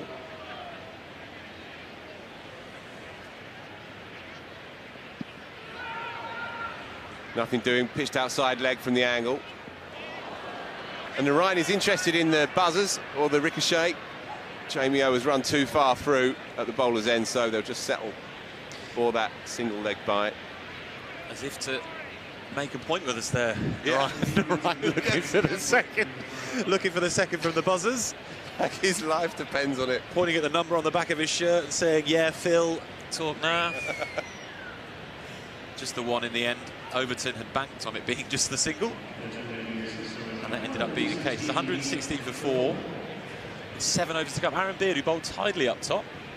Of course, got the wicket of Laurie Evans, caught deep square. Back into the attack with his hairband resplendent in his hair. Once said to me, Bomb, is there a more Essex-looking man than Aaron Beard? I don't know what you were getting at there. He's in again anyway, and it's on middle and leg and flicked tidily, stylishly off his pads just for a single. 4 fielders on the onside. I don't recall saying that. I must have mistook you for somebody else. So Sunil Narine back on strike. Will be eyeing that shortish leg side boundary, no doubt. Anything in the slot, and he's teeing off. Of that we can be sure. 117 for 4 into the 14th. So Essex have pushed Firoz Koshi back to long on now, and he's in the business straight away. Good work by Simon Harman, just changing things up a wee bit. And Aaron Beard will take that so far. It's hard, Phil, as you said earlier, to put your finger on what might be a good score here. And equally, you feel with Essex needing to win, obviously it does matter, but also they're going to go for it regardless, you know? Sure, exactly that. It was in the slot, but rather toe-ended, and so clothed into the onside. Good stuff here by Aaron Beard. Yeah, he's been very sharp today, Aaron Beard. Hit his lines and length really nicely, tucked up quite a lot of batters, and he's just been back of a length, there or thereabouts. His heat map would definitely be near the stumps pretty much every delivery. Yeah, middle and leg to the right-hander. What's he got here? Narine climbed into him, but that man at long on, Firoz Koshi, has done some tidy work again, just keeping him down to a single. It's been a good over. Can he creep out of the backside of this over, though? That's the question. 2 to go. 2 to go. 120 for 4. And Sunil Narine, 41 from 21. Jamie Overton just getting going here, really. Run rate, again, it's just been simmering under 9 for pretty much the whole of the innings so far. Another single from the 5th, as Overton tickles it round to the man on the fence at fine leg, and it's 5 singles from the over. As Phil says, Aaron Beard doing his job beautifully. He'll be desperate to get out of this over now with another single or even a dot. At this stage of the game, avoiding boundaries is essential for the Essex team. And again, short, clubbed, no one down there. You shouldn't have any right to hit a wide bouncer past the left hand of mid-off, but that's Sunil Narine for you. Playing a beautiful hand here, moves into the 40s, 45 now, from just 22 deliveries. This has been his standard strike rate across the tournament. He's not got necessarily a large weight of runs, but he's got whatever he has got quickly. We saw it on Friday night, 16 from 8, and he hits at 200 routinely. What a player to have in your side. And that is one of the advantages of the lineup that Surrey can field. You can almost start thinking about it more from a strike rate point of view than a batting average point of view. You know you've got so much to come. If everyone's scoring at 200, you're going to be hitting the kind of totals that you want. Yeah, he has absolute license. He plays his own way, no consequences. When it comes off, it's lethal. Right, Sam Cook, bit expensive initially, back into the attack. Just clears Simon Harman. Bunted into the space. There was a flat throw, but Sunil Narine ambles back. Just absolutely insistent, Sunil Narine here, on making his running a talking point. Either which way. That time it was a 2. Been scooped over the header cover, and it looked like a comfy 2, but actually a better throw. Might have been in trouble. As it is, he survives, no problems. Yorker, well bowled, block hole, straight to Simon Harman. Oh, and if he'd hit Sunil Narine, who's keeping us on our toes. I've got a lot of respect for it. Yeah, I like it too. There's a man who says, we can absolutely run that, Jamie Overton. I've got no problem with that, but if it does hit the stumps, that will be the end of my innings. Yeah. Precisely that.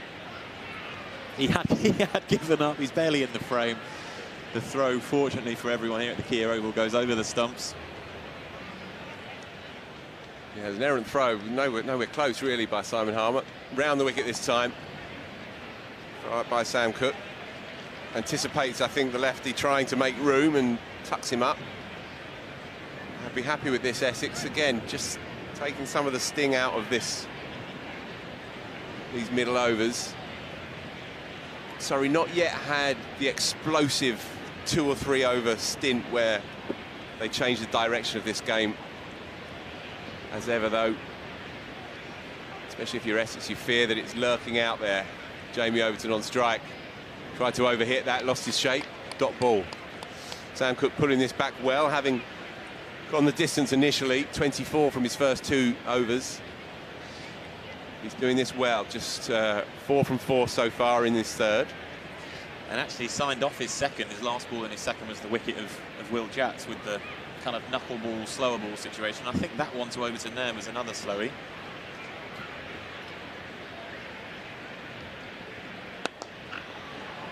Well bowled again, full of length. Smashed up to long off with strong bottom hand. Now in a very similar situation in this over to where we were on the last ball of Aaron Beard's over. That was 5 singles and then a boundary. We've had 5 runs coming into the last ball. Can Sam Cook get out of it, unlike his colleague Beard, who did go for a boundary off the 6th?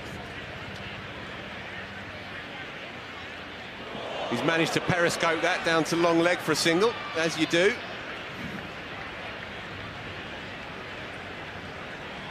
Interesting final delivery. Sam Cook, that's an excellent comeback over. Every ball an event at the moment with Sunil Narine. Here it comes. He's kept the bat perpendicular and just angles it elegantly enough down to long leg. When the analyst is coding, he'll just put that as just a single down to fine leg for Sunil Narine. So, by hook or by crook, he retains the strike, and it's going to be Daniel Sams back into the attack. 2 overs for 15 earlier. Started tightly in the power play. I feel like the left arm angle into Sunil Narine will play into the batter's hands. What has Daniel Sams got here? Towed up to long off. So I think Daniel Sams will take that. Jamie Overton on strike, who's not quite found his rhythm just yet, 10 from 11. Sure he'll be into his work any minute now, Jamie Overton. As you and Joe were saying, Phil, a range hitter of quite some repute. He can hit the ball a very, very long way. Yeah, as we saw on Friday night. Give himself room, followed. And the umpire generously... Oh, in fact, no, he's thought better of it. He doesn't want any more controversy. Rob Bailey. That was a Sunday afternoon a decision as you can get. Wasn't that lovely? Rob Bailey with a smile on his face. Daniel Sams with a smile on his face. I think Rob has heard Phil Walker there call it generous and gone, if Essex Phil's Walker is calling that generous, let's get the arms out. I know not of what you speak. Daniel Sams in, right, left arm round. There he goes. Ooh. Dropped in the crowd, fumbled in the crowd, he's claiming it, but you're not getting the money, chap, I'm sorry. Lovely shot though, Jamie O. Sensed where it was going to be, it was in the slot. Kept his shape much better than he did in the previous over. Didn't have to overhit it. And it stays hit. First maximum for Jamie Overton. Is it a clear catch? He has taken it on the rebound. Yeah, that doesn't count, H. That doesn't count. Got to be clean. Short, there we go. This is what I'm talking about. Mid-wicket is his area. That looks tidy. It did look tidy. I tell you one thing that... he's certainly claiming it. As he should. That was flat and hard. Well, it's a clean strike from Jamie Overton, that's for sure. He picks out the fans at deep mid-wicket. And straight into the bread basket. What an absolute snare that is. Oh, and then how does one react? He's styled that out, the big man. Superb work. Sign him up wide. Rob Bailey's into his work as well. It's all kicking off now. I feel in a way that it was actually Rob Bailey that started this fun with that first wide. The big man owes it all to Rob Bailey.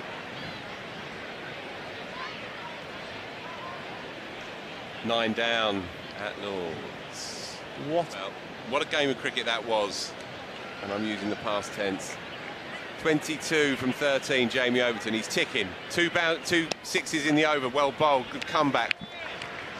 Overton, you can see he's frustrated with himself. He knew that could have been there to hit, but just held his shape just for that fraction of a second longer.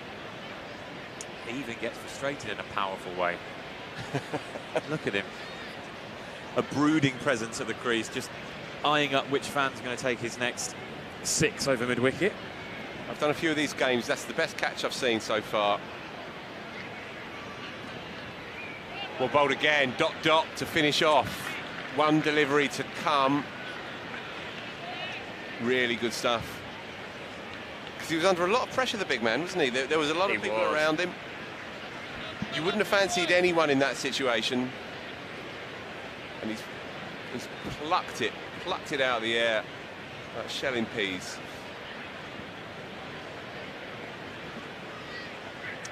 Right, big delivery coming up. 2 6s, 2 dots. What's Daniel Sam's got? It's leg side wide. Rob Bailey can't get enough of this. Daniel Sam does not want to bring the Rob Bailey show to an end. That's the 3rd wide in the over. You can see what he's doing. He does not want Jamie Overton. Yeah, you can see what Rob Bailey's doing. He's doing his job beautifully. No, Sam's is trying to prevent Jamie Overton getting his arms and having anything in his hitting arc. Problem is, his arc is almost everywhere. Yeah. We'll try and hit the toes again. It's just going to drop safely. A couple of bounces to the man at deep mid-wicket, but Jamie Overton won't mind that because it means that he's going to have another dash with 4 overs to go. Hen Cowen vacates for a moment.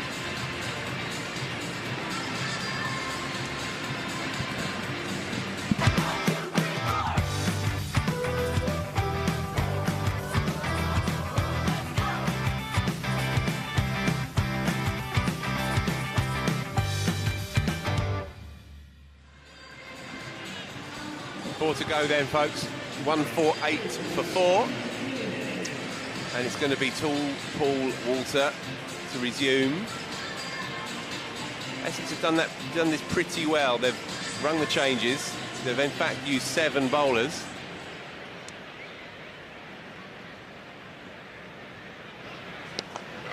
That's high, and he's not got much of it. Steepler, well taken. Excellent catch. Jamie Overton doesn't want to go, though. Not sure what he's complaining about now. That looked a perfectly legitimate delivery, and now he's on his way back to the pavilion.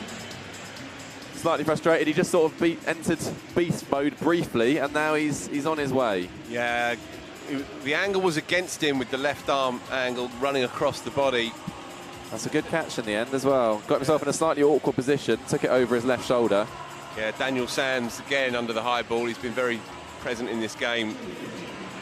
Yeah, it was a big ask for Jamie O to be able to engineer, manoeuvre that delivery, angling across him over mid-wicket. Doesn't take much for that shot to be skewed, and there it was. It went high, though. It was a good catch, as Joe says. So Tom Curran, who's going to scamper and harry. Very creative player in these final overs, and they're keeping Sean Abbott back for the death, I guess, back for those final couple of overs where everything must go. And Jamie Smith, of course, and Chris Jordan, and Gus Atkinson. And Gus Atkinson, who smashed a 70-odd in the championship here a few weeks ago as well. So this is Surrey's side. Paul Walter, good start. 4 bowled again. Tom Curran loses his shape a little bit. Hand comes off the bat. This is good stuff from Paul Walter. This would have been an over that Surrey would have been really targeting. Walter kind of effective with the ball, but more of a part-time option. But so far we've gone wicket dot. I don't imagine Tom Curran's going to be hanging around too long. I think we can expect a shot of ball at this stage, with batters still to come. Exactly. I think he might just give himself a bit of room here. Well bowled by Walter, cramping him up. With the 2 men up behind square on the offside. When Curran is back on strike, I can see him just trying to give a bit of room. He's very strong through the offside, is Tom Curran, rather. Narine back on strike, 2 away from his half-century. He's been in for just 25 deliveries at this stage. Been a typically Narine innings and everything about it.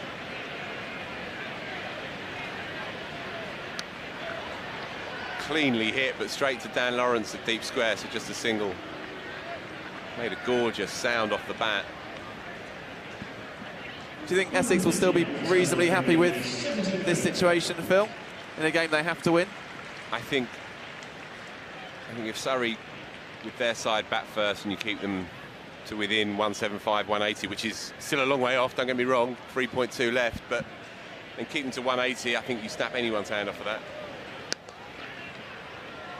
Squeezes it through that offside, does Tom Curran, and he wants a second, but and they're going to go for it, and he's gone. I'm surprised at that, but umpire says no. Paul Walter is not happy, you can see that. This is the far end from us. It looked out, didn't it? But it's a big call from us from this end. It is. I think we have to lean towards the umpire. So Lawrence, slight fumble, just gave him the opportunity. Oh, that is a tight one. We'll give the benefit to the umpire. Just that slight fumble allowed for the second. Walter, block hole, hit hard, but only for a single. Well bowled. He gets very low in his stance now, Tom Curran, doesn't he? Almost reminiscent of the Owen Morgan power stance that he used to adopt. He retains the strike. So 3 to go, 153. So yeah, if Essex can keep Surrey under or even around 180, I think. Here it comes, Joe. Oh, I think he was out there. I think he was just a tiny bit out. Our blushes have been saved. But it was a tight one. We picked it from all of 70 yards. Right behind the bowler's arm. It's the ideal position. 308 for 9 at Lord's. Oh, I'm glad I'm not there. 153 for 5 here at the real cricket ground. Right.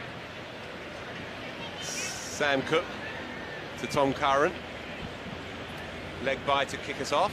It's been a little expensive so far. Cook going at 10s, but that was a gem of a delivery to get rid of Will Jacks at a time when Jacks looked like he was about to explode as well. So if you get through here, if you can go at kind of under 10s here, I think he'll be pretty happy with his work. Here's Narine facing on, 49 not out. It's going to run away for 4. That's a gorgeous shot. One of those pleasing shots of the afternoon. Sam Cook won't be happy to have fed that shot, but Sunil Narine could have tried to overhit it, but he stroked it past the right hand of extra cover. 50 up. Touch of class by the great man this afternoon. Just 27 balls for that 50 as well. And I mean, he's played every shot in the book and plenty that aren't, but that was just your classic cover drive. Split the ring field. Cook in again. What's he got in response? Shorter this time. Make that. That's well done. I thought he got a bit more of that. Simon Harman sprawling stop at mid-off. Keeps it just down to a single.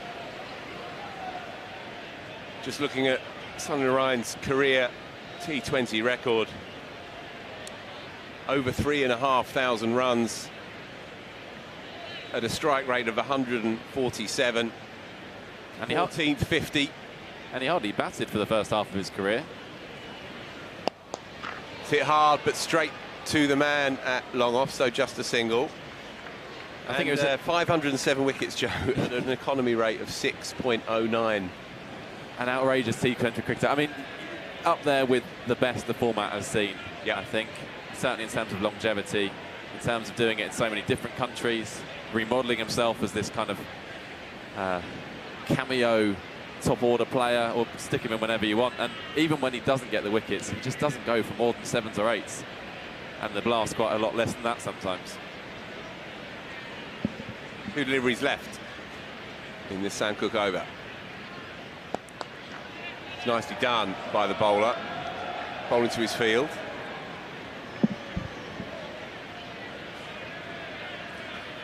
So we've got 2 overs left after this. Presumably you'd think Aaron Beard and Daniel Sams will take 1 apiece there, meaning Critchley, the leg spinner, has only bowled his 2 overs for 13 runs. Slightly odd, perhaps, that we didn't see more of him. Perhaps slightly afraid of seeing what Narine might do to him. Yeah, interesting, because they do have options. Walter bowled the previous over, did it well. He's caught up with that beautifully. That's a classy shot by Tom Curran. Poor delivery to see off the 18th over by Sam Cook. that'll be frustrating because he's pulled it back well, just dented his figures, 1 for 40 from his 4 in the end.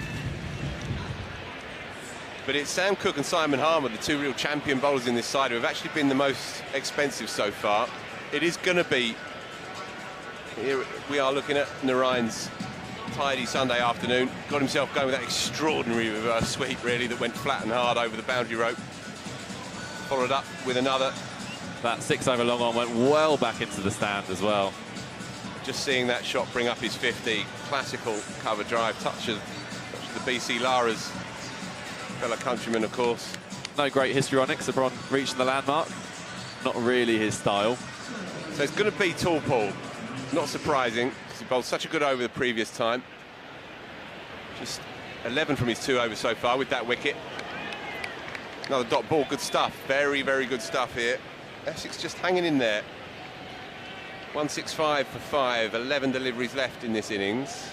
As I say, anything around 180, I think Essex would have accepted that gleefully at the start. I think this is a good move from Harman. I'm not sure Walter would have been the bowler they planned to give this over to, but his last over went so well, was tidy. He's come back for a 3rd. Yeah, he's bowled very tight lines here, nothing too wide. And because of his angle and his height, very hard to get out to the full ball. It's been a slightly strange innings in that Surrey have never really got away from Essex. It's been quite stop-start. There's been a big over here and there, but they've never really managed to kind of accelerate in the way that you'd expect them to with the batting order they've got. And I think Essex will be pretty pleased with their work overall.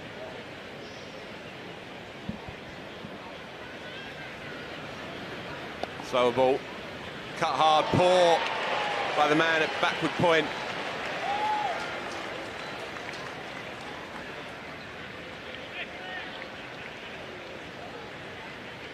Yeah, it's Matt Critchley there at backward point, holds his hands up. It's tricky because it was on the bounce, hard to judge those sometimes, but expected him to do better there. A couple of runs, couple of bonus runs for Tom Curran.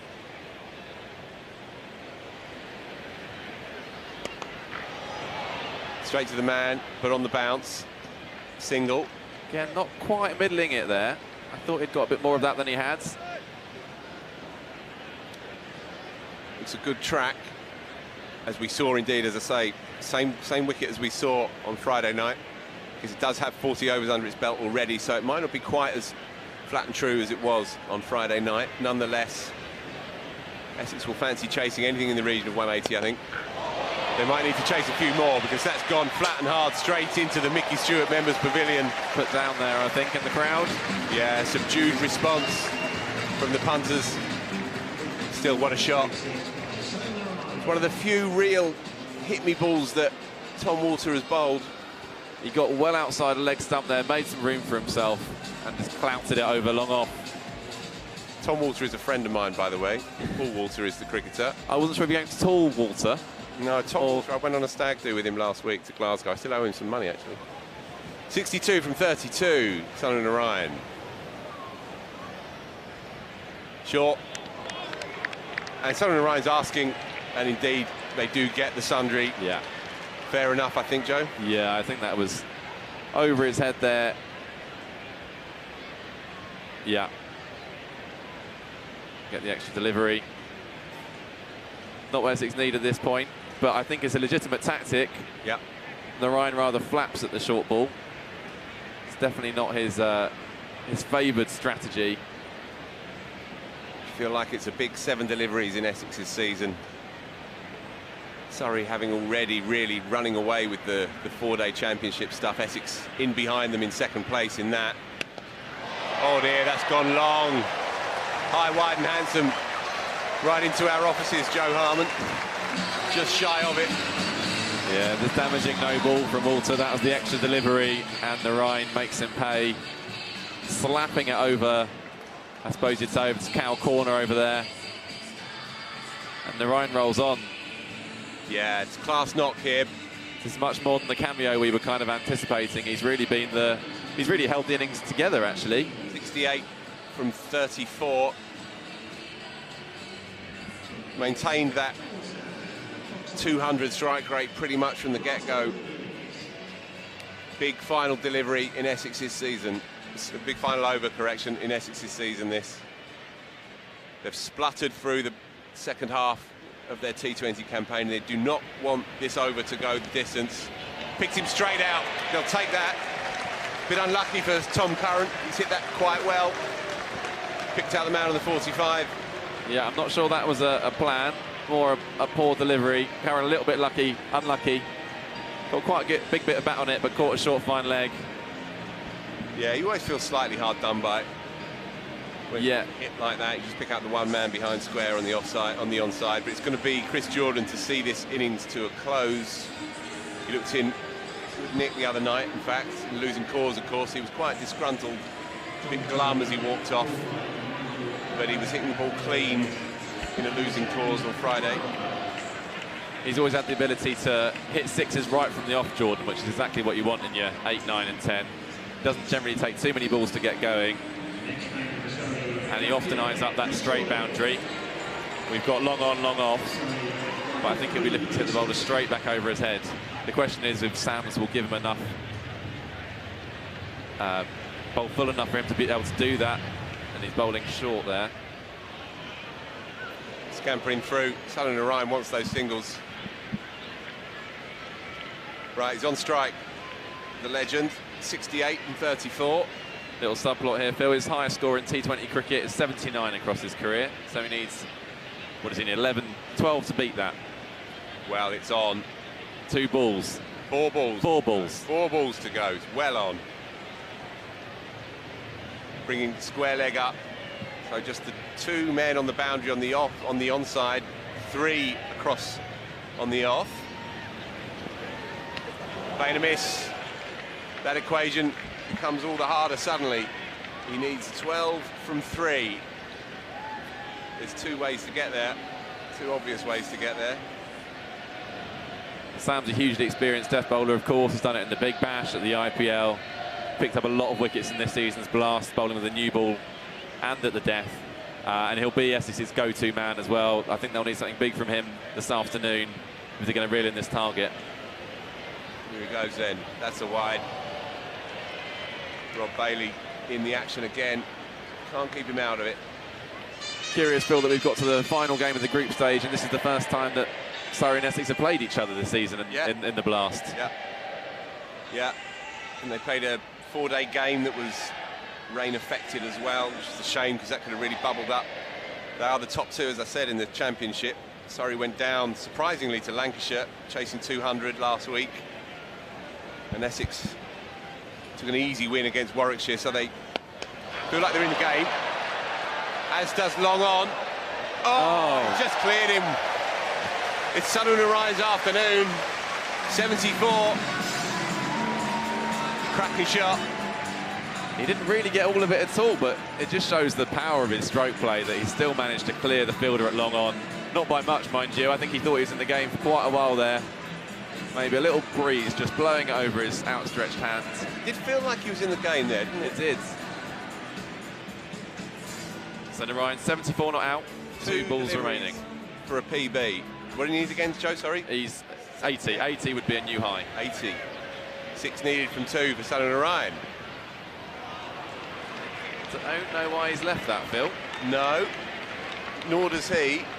Rob Bailey, who's been the centrepiece of this show all afternoon, just lets that one slide past. Keeps his hands down on that occasion. So, Surrey have crept up, or barrelled up even, to 191 now. That is a formidable score.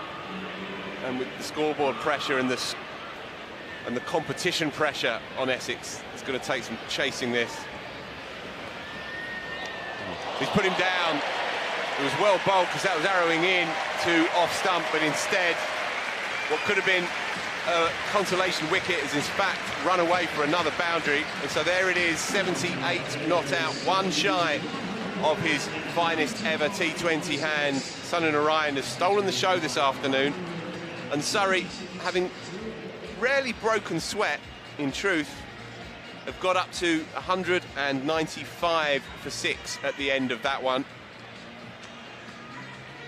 Quickly run through the scorecard for you. Will Jacks, breezy 23 from 13. Laurie Evans was caught by Dan Lawrence at deep square for 9. Jason Roy, 28 on his return, looked good. thin feather behind against Shane Snater. Adam Rossington taking a fine catch. Sam Curran didn't really get going this afternoon. Top edge to sweep shot against Simon Harmer to be taken easily enough by Daniel Sams for the first of 2 catches for the Aussie overseas. Curran made just 3. Jamie Overton hit a couple of hefty 6s, but then Walter did the business, pulled one back, and Jamie Overton skewed it into the deep mid wicket. He went for 23. Tom Curran 12 from 10. Bit unlucky to pick out the man on the 45 on the onside, but the star, as we say, Sunil Narine 78, not out. Surrey 195 for 6. It's going to take some chasing. Betty, over to you. Thanks to Phil, Hen and Joe in commentary then. Hen's run up to join me on the top of this balcony at the Kia Oval. What a first innings. Firstly for Sunil Narine, Hen. What did you make of that? I mean, he was fantastic, wasn't he? I mean, it's been the tale of Surrey's season, really, that one of their batters just stands up and delivers something incredibly impressive. And today it was Sunil Narine. I mean, the way he strikes the ball, so hard to bowl at, and also just so kind of loquacious at the crease. He's a joy to watch. He was fantastic. It's a shame he couldn't get up to 80, isn't it? Well, it is, but I mean, I think it's a pretty decent score. I mean, it's so hard to know in the Vitality T20 Blast this year. Teams have chased down 250, so I think Surrey would have liked to have got past 200, but on the same wicket they used the other day, I think they're in a pretty decent way at the halfway stage. Do you think it's fair to say that Essex will be pretty happy with that? Because Surrey never really pulled away from them until the end, really. So they'll take that, won't they? Yeah, it was a curious innings because the momentum shifted. You know, Surrey never really completely got away, but equally Essex would get a wicket and then they weren't able to quite capitalise on that. So, yeah, if anything, maybe slightly tilting in Surrey's favour, but given the depth of talent Surrey have, I think Essex will be happy with just under 200. And given that they have to win, I think they'll back themselves to chase it down. So it's anyone's. Do you? You're confident then? You're confident for Essex? Well, I just think because they need to win, it's the Oval, it's sunny, you know, they know they've got to go and get those runs. So I think they'll be confident. You know, it's obviously a lot of runs to go and get, and Surrey have so much talent in their team with ball as well. But Essex will fancy themselves. Talking of talent in Surrey's team, nice to see Jason Roy back at the Oval hitting 6s. A lovely, lovely place to see Jason Roy hitting 6s. I mean, it's great to see him hitting 6s anywhere, but especially here at his home at the Kia Oval. What a fine player. Great to see him back. I think dismissed by his cousin Shane Snater, if I remember correctly, which, I think so, if that was the case, that's the second time that Shane Snater's got him out in the last year or so. So family dinners around theirs must be awkward, but yeah, fantastic to see Jason Roy back. Christmas must be very, very awkward indeed. Do be honest with me. Did you have an eye on the Ashes? I had a little bit of an eye on the Ashes. Funnily enough, I think Sunil Narine had a little bit of an eye on the Ashes as well, because actually, the moment that Ben Stokes got out in the other game up at Lord's, he kind of shifted gears, Sunil Narine, as if to say, well, I'm the real show in town now. So I think you could sense that a few people were kind of keeping an eye on the men's Ashes game. Obviously an incredible effort from the England men's team there, but I think they're still just about clinging on. I think they're still clinging on, yeah. You know, bring your attention to the Kia Oval, I think, now. I think so, yeah. Do let us know. Get in touch at Surrey County Cricket Club. Social media, Twitter, Instagram. Let us know if you're double screening it, watching us on YouTube, and also keeping an eye on the Ashes. But the Ashes is going to be over soon, so this is where it's at. This second innings against Sussex. Against Sussex? What am I talking about? Against Surrey, Surrey and Essex. If you combine them, then you've got Sussex, exactly. really, haven't you? So there we go. A must-win for both. Surrey want to get that home quarter-final. Essex need a win if they want to keep their hopes alive of making the quarters. Let's have a look at the highlights then of the first innings. So Essex won the toss and chose to field in this huge game for them, and Surrey as well, much riding on it. They're desperate for a home draw on Thursday when the quarters kick in. Will Jacks and Laurie Evans, as ever, began in a hurry. Jason Roy lurking at number 3, but it was the old guard of these two, Will Jacks and Laurie Evans initially. Early flurry of boundary fours before Laurie Evans was the first to go, picking up Aaron Beard, and a tidy catch by Dan Lawrence at deep backward square. Laurie Evans just going for 9 from 11, and it brought Jason Roy to the crease to join Will Jacks. Jacks demonstrating his power and class with a couple of enormous 6s. It was Jacks who got into his work initially, and then Jason Roy returning to the side after that calf injury sustained in the warm-up to the first game of Surrey's T20 campaign, reminding the punters exactly what an incredible talent he is. Just as Will Jacks was getting going into his work, 23 from 13, Sam Cook, who'd gone the distance, cleaned him up with a beautiful slower ball, back of the hand, in the block hole. Will Jacks playing over the top of it. It was a much-needed wicket for Essex at the time. Jason Roy, meanwhile, just went about his business happily, getting back into form. Sam Curran joined him at 4. Didn't really get going this afternoon and perished for just 3. Simon Harman picking up the wicket. Pretty straightforward catch for Daniel Sams at deep mid-wicket. And when Sam Curran went, Essex were doing it pretty well. 64 for 3, Surrey were in the 8th. But all it did was bring the great Sunil Narine to the crease. He's simmered and threatened with the bat through this tournament, but this was the statement knock of his campaign so far. Full of class and invention and impudence. That reverse sweep set 6 was really out of the top drawer. And just as Jason Roy was really settling in on 28, Shane Snater's medium pace managed to induce the edge, and it was well taken at the second attempt by Adam Rossington standing up. Sunil Narine, meanwhile, was really opening those shoulders of his. He would hit 7 boundary 4s in his 78. Jamie Overton joined him in good form and contributed a couple of hefty blows himself. He made 23, including these 2 6s from the same over of Daniel Sams.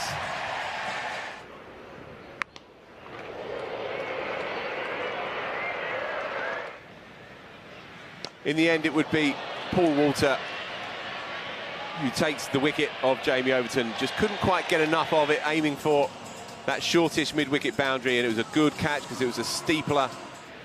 Daniel Sams under the high ball. Sunil Narine, meanwhile, simply went about his business. He was unstoppable in those final overs. Anything in the slot was deposited for 4 or 6. 7 boundary 4s and 6 maximums in the end. Tom Curran's flurry, 12 from 10, came to an end, rather unfortunately, bringing Daniel Sams his solitary wicket. And Sunil Narine in the final over had some fun. 6th and final 6. And then from the very final delivery of the innings, moving across his stumps, a missed chance, and that runs away for 4. Surrey 195 for 6. Essex needing 196 to win and to stay in the tournament. Yeah, so Essex needing 196 to win and keep their qualification hopes to get to the quarterfinals alive. Hen's still with me. I'm going to let you run down to the commentary box in a moment. But first, what do you want to see from Surrey then? Oh, I mean, they'll be bruised after their last 2 losses, and I think that's going to bring a real sense of cohesion. We've just got to win this. I'm sure they'll be very confident. I think they're going to do their jobs well. And Hen, just a word on the wonderful atmosphere here at the Kia Oval. It is brilliant. It's Surrey's Pride match day. We've got drag queens, we've got flags, we've got music. Are you enjoying it? Absolutely enjoying it. I mean, one of the best things about the Rainbow Laces LGBTQ plus Pride match is the playlist today. It's been absolutely fantastic. It's been tune after tune. I'm not sure whether they've made it more LGBTQ plus friendly, but it's working. I haven't heard any Kylie Minogue yet. Though. So, do you think it's coming? I hope so. It'd be fantastic. So. I mean, there's been some absolute bangers, so. That is very true. Right, the players are out. They're running into the middle. Hen, you run down to commentary, and I'll hand over to Phil Walker and Joe Harman. Thanks, Bets. Great stuff. So, Essex have been playing jeopardy cricket all afternoon. It's now or never for them. Lose here and their race is run in the tournament. So there's a lot riding on it. Whereas for Surrey, they are really keen to secure that home tie on Thursday night, as indeed will the punters be. There's no better place to be of an evening than the Kia Oval when it's rocking and when there's a lot on it. People want to come and see this cricket team with good reason. So there's an interesting subplot, Joe. I cannot ignore it. Daniel Lawrence, the darling of Essex, the captain-elect, one of your own, will be playing here next year. And yet... I know it hurts you to say that, Phil. Yet he's wearing a dark blue shirt, trying his utmost. And he's a loyal and fair and very likeable lad, and so there won't be any question of confliction here whatsoever. Nonetheless, it's an unavoidable little subplot here. It is an interesting one, but as you say, I think there's no doubting his commitment to the club where he learnt his cricket. He's been in fine form even since that deal was announced. He got 100 in the championship game. He made runs. Interestingly, he made runs as an opener in 2 previous games, then dropped down to 4. Didn't make any runs in the last one, and now he's back up to open today, which I think for a game of this magnitude is absolutely the right call. Get your best players at the top of order, give them the best possible opportunity to have an impact on the match, and Adam Rossington and Dan Lawrence are their best frontline batters with Sam's to come. This is going to be Sam Curran. Bang on the money straight away, to be expected. What a cricketer in this format, in any format, but especially in this format, Sam Curran is. And Adam Rossington, who's had a quietish campaign. Had a few injuries as well, hasn't he? Sorry? Had a few injuries as well, hasn't he? Yeah. Yeah, did his finger early on in the piece, so had some time out. He's only really just coming back into his work. But on his day, he's as destructive as they come. He's made his way in the 100. He's secured himself a South African gig as well, where he was very, very effective. Not today, though. That's the end of him. Oh, that's an inauspicious shot and a terrible start. He's run straight down the track to Sam Curran, but Sam Curran's too smart for you. He's just held it outside the eye line, and rather than go on the angle, he's tried to hoik it across into the leg side. Can only succeed in towing it up to mid-on. It's an ugly shot and an ugly start. Just what Essex didn't need in this crucial match. One of their key players with nothing more than a hoik, really. I can understand wanting to go hard on the power play, but that ball wasn't really there to hit so early in his innings. Got the second ball. Sam Curran strikes. And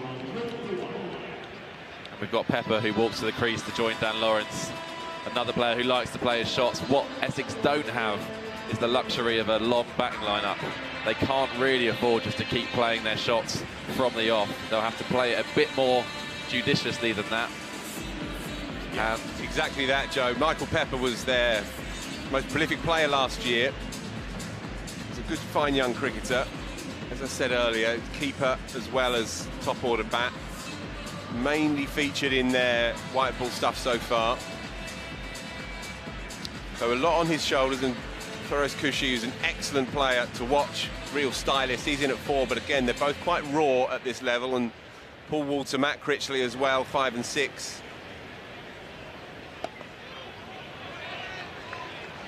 Nothing doing there, trying to overhit it a little.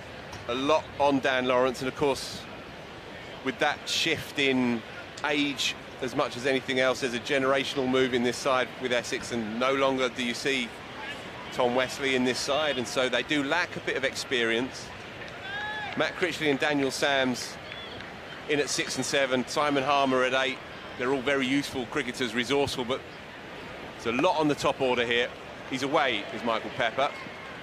Just a single. He's looking for a second, but no dice against Sean Abbott's bullet of an arm. You feel like if Essex are to get over the line, Daniel Sams might have a big role to play in that. He is their big hitter, their finisher. He's in sparkling form, 30 not out against Hampshire, 69 not out in almost no balls whatsoever against Middlesex in the defeat there. But they need to give him a platform. You don't want him coming in the first 10, 12 overs. Really, he should be striking big at the end. Curran in again then.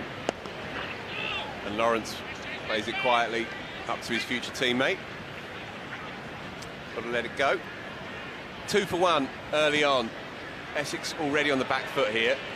Just a single delivery left in the first over. Do you think there'll be a bit of chirp out there for Lawrence from his future teammates? I'd be surprised if there isn't. Try and prove. It was interesting. He made a brilliant 150 in Essex's big win against Warwickshire in the Championship just after it had been announced. advances to his England teammate, but again, nothing doing. Sam Curran, as I've said so many times, I never fail to be struck by his intuitive game sense as a bowler. He just has this sixth sense.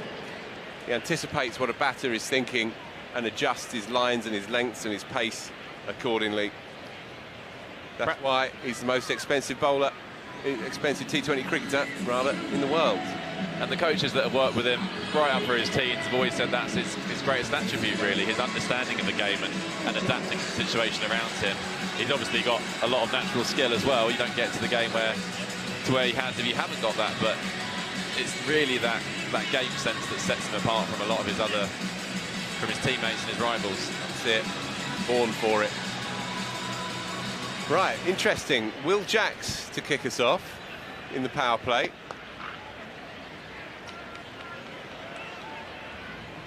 Just a single for Michael Pepper into the onside, and as ever, in the power play, if you're a spinner, you will take that all day long. A run a ball, and you're doing your job.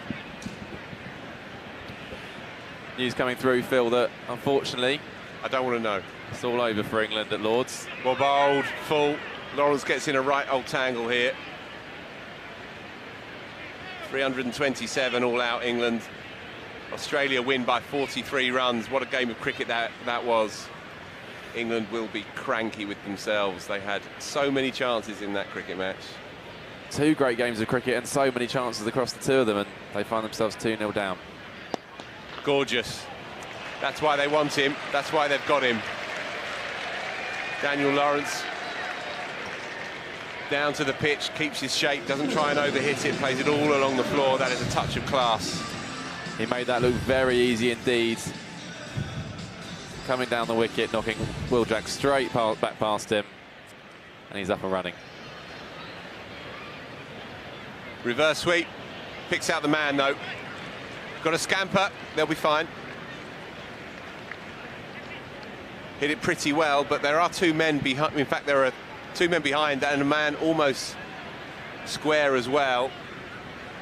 So you've got to really hit that clean to bisect those 3 men in the offside ring. Full, clothed, but just evades the man at the 45, Sunil Narine. Michael Pepper, it was there to hit. He could have really picked his spot. Tried to overhit it a touch venture and just cleared Sunil Narine. Not a great passage of play, that one. No, I think that will have been replicated in many club games across the land today. Awful ball, cloth shot. Yeah, but he lives to fight another day. Just. Dan Lawrence makes room, slaps it down the ground, doesn't get much of it. Jamie O covers the ground quick. Good work, just a single. In fact, did scamper back for a couple there, did Dan Lawrence. And so it's going to be Michael Pepper to resume. Slowish, sluggish start for Essex though. 2 overs in, just 10 on the board, and of course they've already lost the danger man, Adam Rossington. Yeah, 9 off that Will Jacks over though. I'm slightly surprised to see him taking the new ball with Dan Lawrence at the crease. Such a good player of spin. I wonder they might want to go at him with a bit of seam first up. I wonder if they might even just be experimenting a little bit with the quarter-final in mind. Just changing it up. We haven't seen too many occasions with the spin to begin. Well, Michael Pepper, how about that? Where's that come from? That's a big hit. It was there to hit, sat up and begged from Sam Curran. There wasn't much in it, but that still needed some hitting, and that's a monstrous shot into the lower tier of the Galadari. Yeah, Curran drops a bit short there and it just sits up, asking to be hit. Pepper duly delivers. So, Michael Pepper moves into double figures. Tries the scoop, does it well, runs away, 1 bounce 4, 10 from 2. Lovely innovation there from Pepper. They can't sit on their back, can they, Joe? They have to live dangerous here. Yeah. Otherwise, they're staring down the barrel in this tournament. And it's a smart shot there as well. No man deep down a deep fine leg. He knows if he gets anything on it, it's going to run away. And actually, he got good contact. Almost went all the way for 6 down there. What's next? This is where Sam Curran is normally so good. Thanks for that, Sam. Well, he's got that cover at kind of back cover point out there. He doesn't want to bowl too full because he's got no protection at long on or long off. So he's going to keep pushing it out wide, but on that occasion just pushed it a little too far wide. The umpire signalled a wide as such. In again. Hit hard 4. Can't stop that. Kept his shape nicely there. He's quite pumped up here, is Michael Pepper. Sense it. This is turning into a great over so far for Essex. I think is that 15 off it, just 3 deliveries gone. Exactly what they needed in the power play.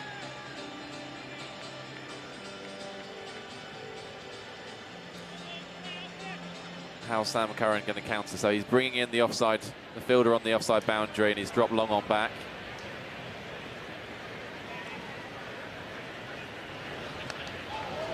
So Pepper in turn tried to give himself room. Good thinking by the batter, and he throws his head back, frustrated with himself because the conception was good, but the execution less so. 2 deliveries left still in this over. Dan Lawrence now on strike. Should be a good battle here between Lawrence and Curran. Looking forward to this one.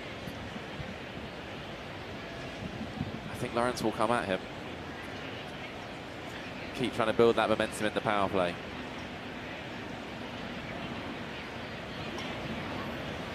Short, hit hard, 4. Class by Lawrence, stood tall, stayed in the shot, rolled his wrist so there was no danger. Curran will be disappointed with that. He's dropped short again. Really asking to be hit, and Lawrence got hold of it. Raced away to the leg side boundary. Yeah, big over this for Essex so far. Can Sam Curran turn the tide? 1 delivery to come. Running hard. If he hits, he's out. Oh, 21 from the over. Good stuff for Essex. They're back in this scrap. 31 for 1 from 3. Be interesting to see what Surrey decided to do with their bowling here, whether Chris Jordan opts to continue. Oh, no, we've still got another delivery to come from Sam Curran. That was a no ball, that final. That was a no ball. See that? Right, so. 3 hit. This over goes from bad to worse. They can change the field, of course, because it's a new batter. They've swapped round, so it's going to be Michael Pepper to face this final delivery. Good spot there, Joe.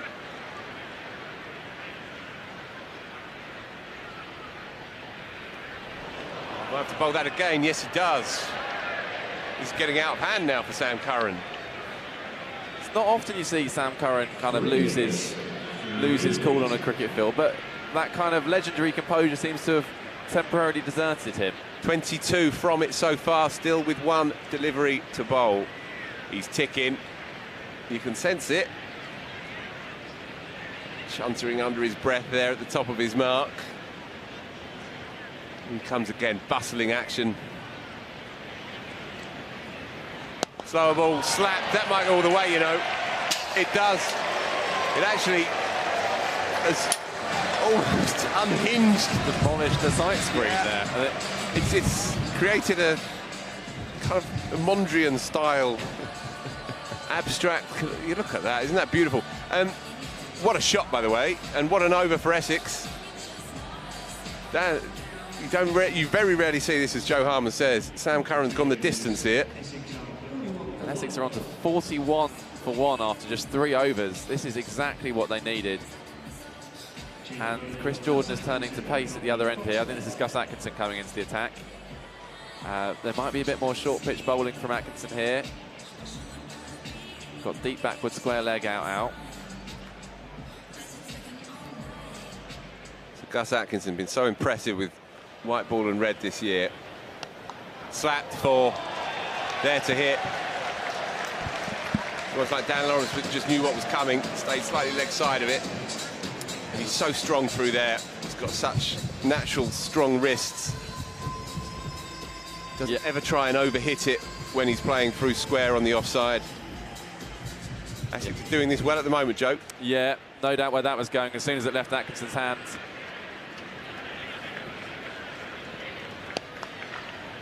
Punched off up to Chris Jordan at mid-off, just a single. I guess the question is now, do Essex just keep going? Do they keep their foot to the floor? But actually, they've got themselves in a position where the run rate has dropped to 9. They don't necessarily need to take that many risks, but maybe you seize the opportunity while it's there. Well, Michael Pepper is in very good rhythm indeed. 2 4s, 2 6s. Big hits as well, strong hits. I think straightish mid-wicket and all the way down the ground. They're still trying to rescue what's left of that side screen. Slapped past Jordan. If you beat Chris Jordan, you know you've hit it pretty clean. Michael Pepper having a day out here into the 30s. That's his 5th boundary already. And wherever Surrey seems to bolt him, he has an answer. And the way he's playing, I think Lawrence can perhaps just play a little bit more sedately and just stand at the other end, lean on his bat and enjoy what he's seeing. Pepper on strike again then, short, well bowled. Gus Atkinson, good thinking, and get away with that. No, nothing wrong with that at all. He's got a good bumper, hasn't he? Yeah, he's quick, he's good, very repeatable action, swings it a bit as well. See why they like him so much. Suggestions that there's a possible wild cards test selection around the corner, particularly with all these wickets falling to short deliveries in the Ashes so far. I've heard sillier things for sure. Very impressive this year. And again, class, real class. Bit of needle out there, good to see. Well, I think this is a good tactic. As soon as they bowled full to Pepper, he's launched himself into it. Seen it a lot here in this tournament this year. Because it's such a true and lively track. If you bowl in the slot, then you're going. So those hard lengths are the way. That is in the slot, and my word, Christopher Jordan. One of the great fielders of the era. As lithe and as sharp and as athletic as ever. Spectacular for anyone else. For Chris Jordan, just another routine piece of fielding as he dives full length at mid-off. Saves probably 3 runs there. But that's another good over for Essex, 51 for 1 after just 4 overs. They're ahead of the rate. But as we've said, they don't have that depth, so Surrey will think if they can get 1 or 2 wickets in this power play, they're still right in the game. So, Michael Pepper, who's played a gem of an innings so far, will be on strike from Sean Abbott, new into the attack, for the 5th over of the innings.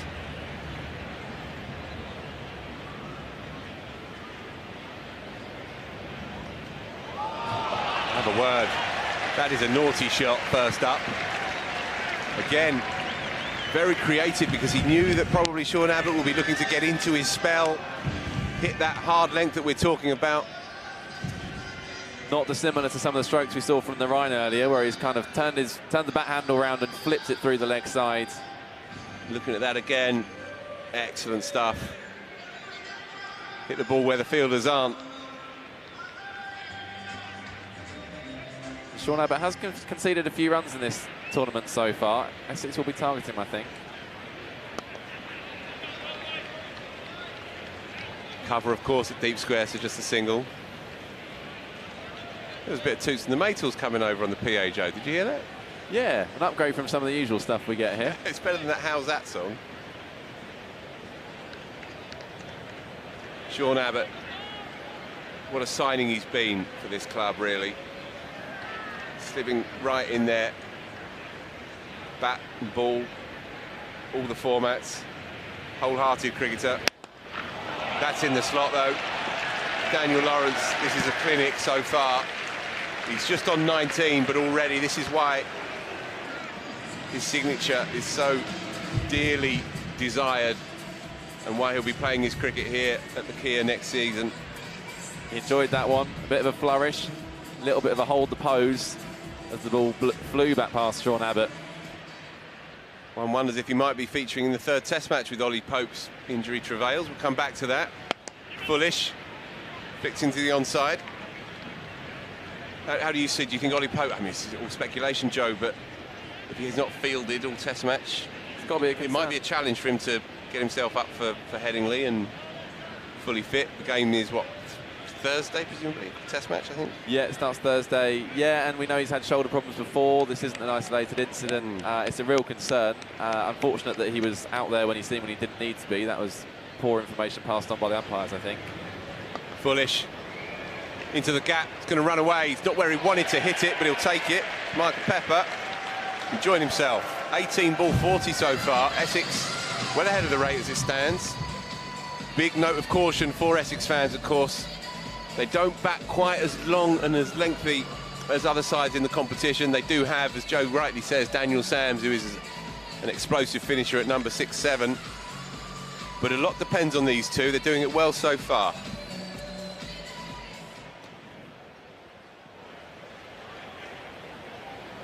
Makes room.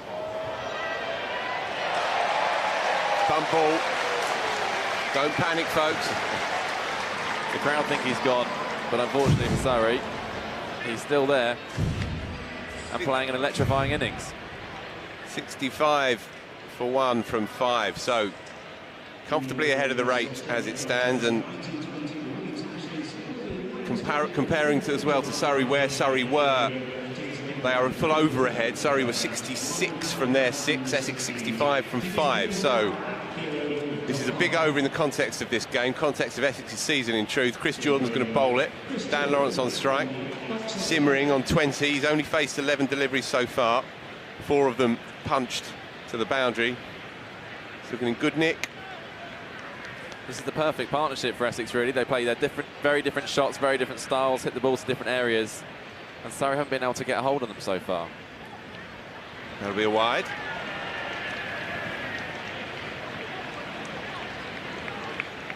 A little bit sloppy from Surrey here. They obviously know they don't need to win this game to qualify. Their superior net run rate has guaranteed them a spot in the quarterfinals, but there'll be a lot of Surrey fans here desperate for a win because they'll want to be back later this week to see them in a home quarterfinal. And to avenge that quarterfinal defeat last year, of course, the Yorkshire, that thriller. So he's in again. He's in the slot. Nothing doing.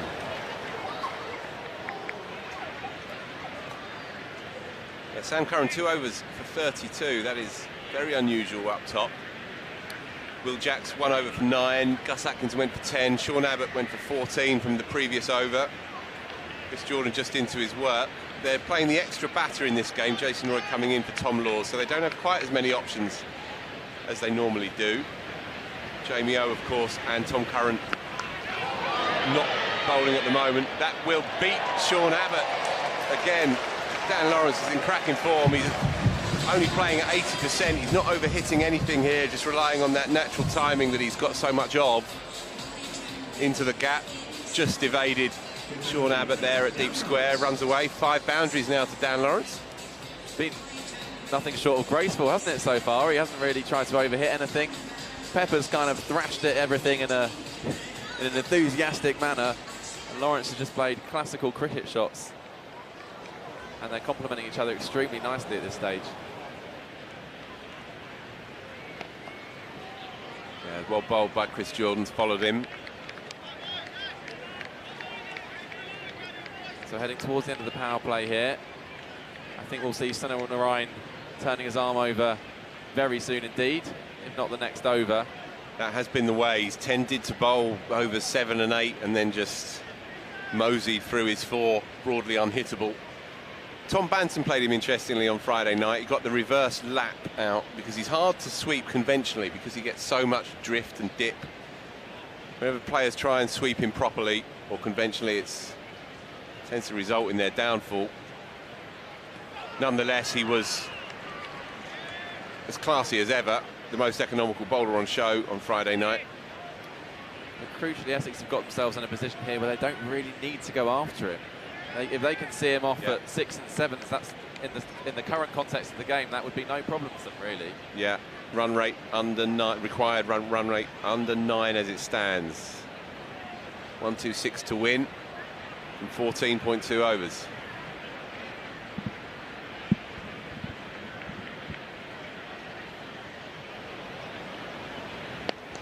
Shot punched into the onside. Well, if England are forced into a change for Headingley, now this is a very different format, different occasion, but Lawrence is looking in fine touch indeed. Obviously coming in off that big 100 in the Championship game. Yep. We know England like him, we know Ben Stokes likes him. Well, I imagine he will be joining up with the squad after this game. Might yet be released if Essex do get through to the quarter-finals and they don't require him in the final 11 for Headingley, but he'll be joining up, and if Ollie Pope doesn't quite make it, I assume he is the next man in. Chris Jordan, final delivery of the power play.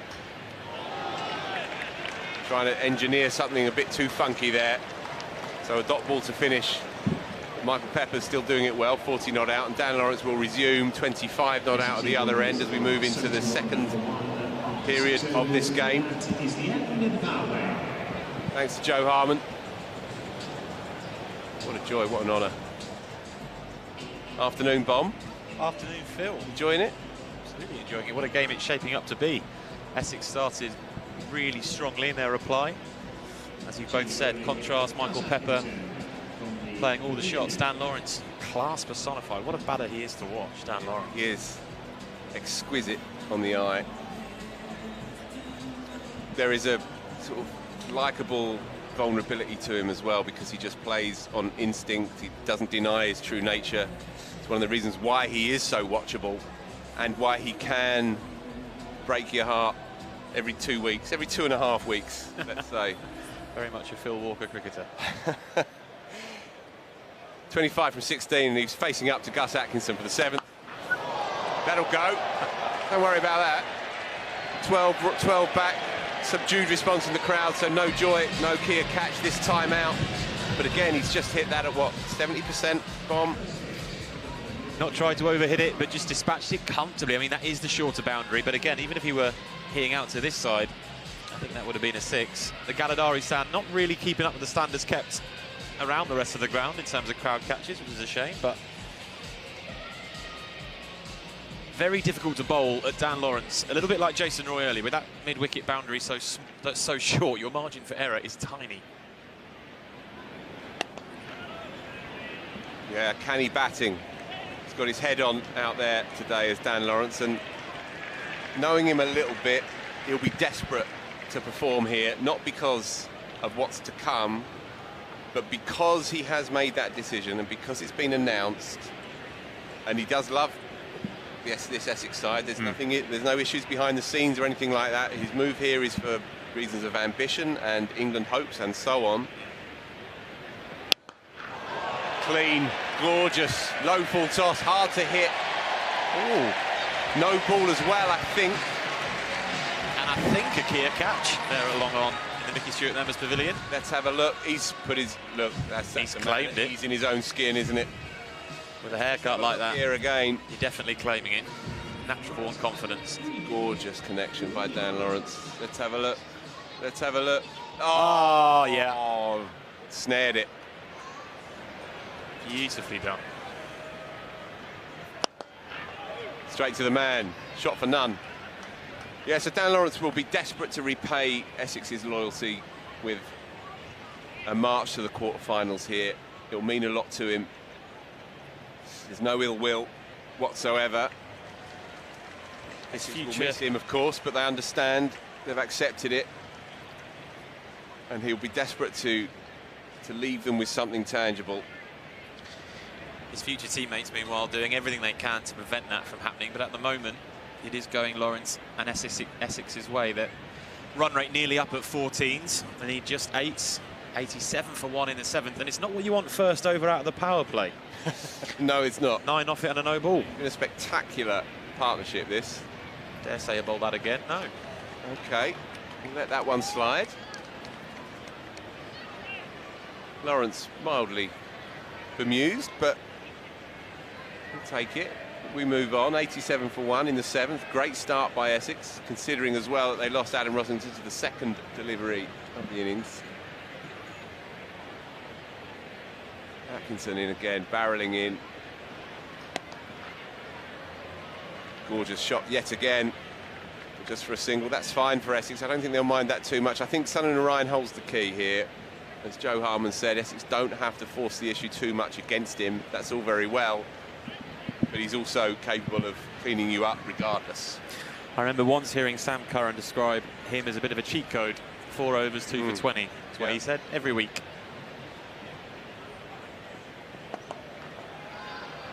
Attempted sweep shot. Got enough of it for a single. I think he was looking to go behind square there. Pepper obtains strike. What you're also seeing there is the importance of getting a boundary off one of the first few balls of the over. It takes so much pressure off the batting side. If you can get a 4 or a 6 off the first couple of balls, from a run rate point of view, you're not so stressed the rest of the over. You don't need to force it, don't need to make anything happen. Lawrence there, fortunate enough to get 2 sixes off the first 3 balls, off the full toss that he dispatched over long on. And then, as Phil said, when you're looking at needing 8s, you can just knock it around after those early boundaries. You hit it beautifully. So, as expected, it's going to be the great man, Sunil Narine. He's going to amble in from our end here for the 8th over of the innings. Hides that ball behind his back, as ever. And there is the reverse sweep, and it's gone all the way. All the way. What a shot by Michael Pepper. What a shot that was. It's exactly what Tom Banton did, as I was saying earlier. This is perhaps the new way to try and combat him, because going down the ground against Sunil Narine is very difficult. Conventional sweeps are very difficult. He's almost hit that in front of square. Yeah, it's the way that Banton went. Banton clattered into the score box at one point, and similar kind of trajectory and angle there for Michael Pepper. It was a premeditated shot, of course. He's come off and he's 3 away from a 50. That is the challenge with going down the ground, but he's just got enough of it. Clears the man, so he'll come back for a couple. But that is the challenge against Sunil Narine, because he just drops it on you. It's never quite there. That's a mark of a great spinner. Dan Lawrence applauds his teammate for the endeavour. Just got enough of it. There is that space available over Sam Curran at long off, should he dare to go again. Instead, he drops it into the onside, and they do come back for a second. Good running, very good running. They're doing this well, these two. It's been a scintillating partnership. Halfway through the 8th over. And that is 50 to Michael Pepper. 24 deliveries, superb stuff. Just when his team desperately needed it. 5 4s, 3 6s. Some eye-catching shots. Holds his shape this time and does get enough of it. That's a good shot. That goes all the way. What an over this is for Essex. And what a way to introduce Sunil Narine into the attack. One of Surrey's most dangerous bowlers. We're expecting him to spin a web and tie up this chase, and Michael Pepper has said not at all. 2 6s off 4 balls. Taking the attack to the Trinidadian spinner. Round the wicket now for Sunil Narine. Different angle, different challenge.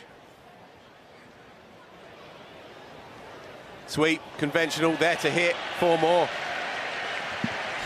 Dan Lawrence, opposite number, is absolutely thrilled with his batting partner at the moment. What an innings this is. Right at the death of Essex's rather stumbling campaign, in truth. They'd lost 4 on the spin bomb coming into this one. Well, as I said at the top of the show, they are a mercurial cricket team. And we still have 1 delivery left to complete 8 overs, and they're already on 109. They need just 87 from 12.1 overs. It should be a stroll, really, with 9 wickets in hand. And that is the way. Drops it into the offside. Just to reiterate, if Essex do win today, if they do get home and over the line, it doesn't necessarily mean that they're through. The Kent game looms large. They play Somerset this evening. And if Somerset beat Kent, then Essex go through. There is an outside chance as well that Hampshire could vacate the top 4 if they go down heavily against Gloucester, but I think that is unlikely. Talk me through it, Bomb. I mean, he's scored all the way around the ground, hasn't he? As modern batsmen are so want to do. In a very kind of 2023 way, Michael Pepper's walked towards the danger there in that Sunil Narine over. Taken 21 off it, mixture of big 6s and those clever 2s into the gaps. That's been a brilliant innings from Michael Pepper. Just on the Hampshire point, they bowled out Gloucester for 105 and they're 77 for 2. So I think we can put that one away. Could have probably left that. That might have been a wide. Nonetheless, happy enough to bunt it into the offside for a single. Brings Dan Lawrence, who is on 40 from 22, back onto strike. Surveys the field. Sorry. He enjoys batting here. Bomb, of course, 161 I think he made when he was about 17-year-old. You were there to see it? I was. With me? I was indeed. I still remember the emotion behind your eyes at seeing a stylist, Essex stylist, perform so beautifully at the Kia Oval. Yeah, and I think that innings stuck in the gaffer's mind, and Alex Stewart made it quite clear that he's had his eye on him ever since. Shot, opens the face, knows where the field is. Could have perhaps considered 2, but he doesn't need to take any undue risks here. 7.2 required run rate. Nothing in this day and age. Comes down to Essex's bottle now, really. Just got to hold it together, not do anything silly. They've got so far ahead of the rate that the wider context can be taken out of this equation. They just have to play the ball, play the moment, not the occasion. I think they'll just keep going the way they've started. Doesn't look like they're about to hatch a plan to knock it about. It looks like boundaries are still front of mind as Pepper shuffles across the crease and tries to kind of pick up sweep over 45. Yeah, I think Pepper, as the young lad, as the tearaway, if you like, he has every right to just keep going. I think Lawrence is the key as the senior man. As we said, it's quite a youthful side. I think Lawrence needs to ensure that this job is done. And he's certainly focused on doing so. Pepper on strike for now. Another swing and a miss. Tell you what, it's been a fantastic over from Chris Jordan. Off the back of that 21 from fellow senior man Sunil Narine. He's so far gone for 2 from just 4 balls. Just swung a little bit of momentum back, but you do get the feeling Surrey need a wicket.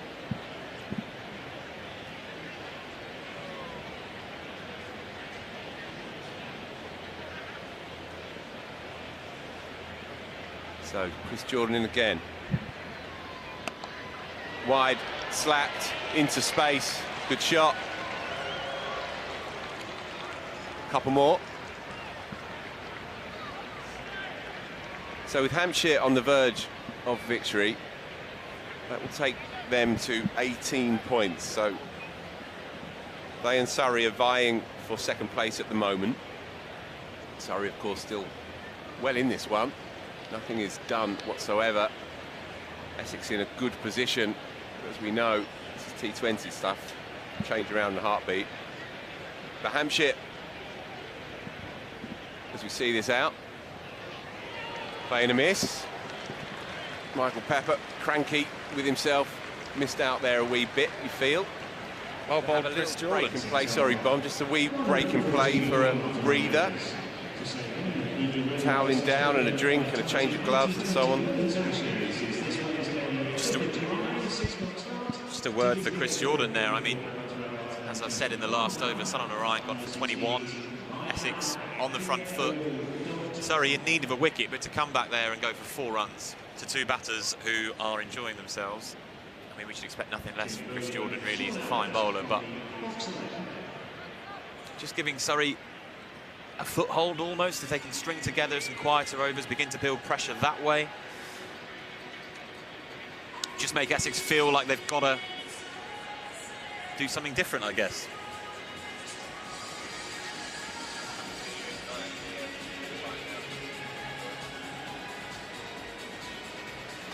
Yeah, so just to clear up, so Hampshire on the verge of winning, so they go on to 18 points. Surrey vying to equal that with a win here.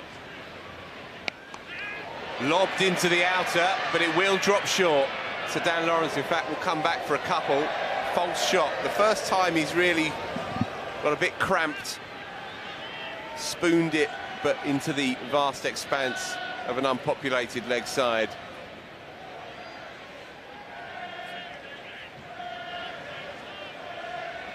So, of course, it's quite straightforward regarding that home quarter-final. If Surrey lose here, and Hampshire, as I say, are on the verge of beating Gloucester quite comfortably, then Surrey will be packing their bags and heading out into the northern provinces, Bomb. Could be an interesting tie. The North group, we don't have the time really to go through the various permutations, but it's very, very tight.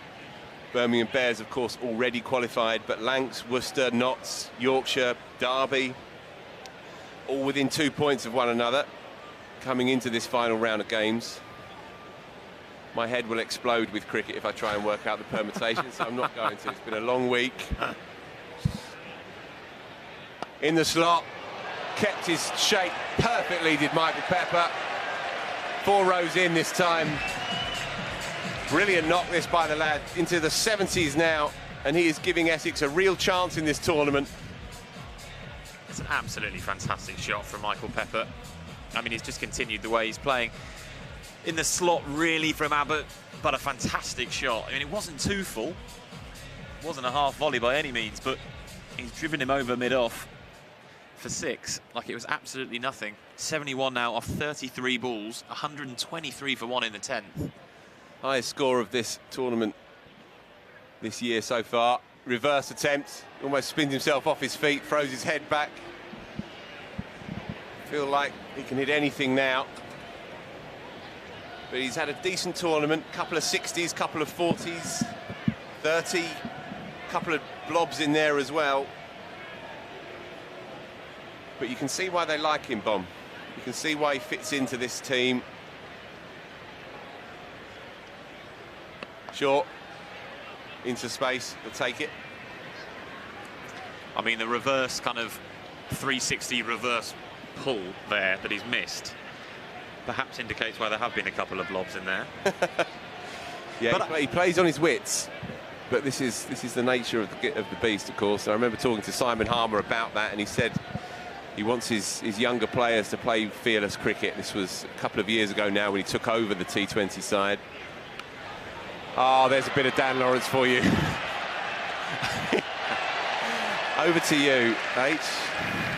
Well, how to describe that? I mean, it's back of the length. What do we think we can call it? A kind of flick, kind of forehand tennis flick, almost inside out, over point. It is that short boundary. Oh, an aerial inside out drive. That'll do anything, really. It's uniquely Daniel Lawrence. No one does it quite like him. I mean, that's the power of his wrist, isn't it? Because it's got close to him. I don't think too many players would carry on with the shot there because it's followed him. Just a brief reminder, Wednesday night, 6 o'clock, Women's Ashes continues, and it's all happening here at the Kia Oval, 24 quid if you're an adult, and just an English pound if you're under 16s. Go to kiaoval.com, there's still a few stubs available.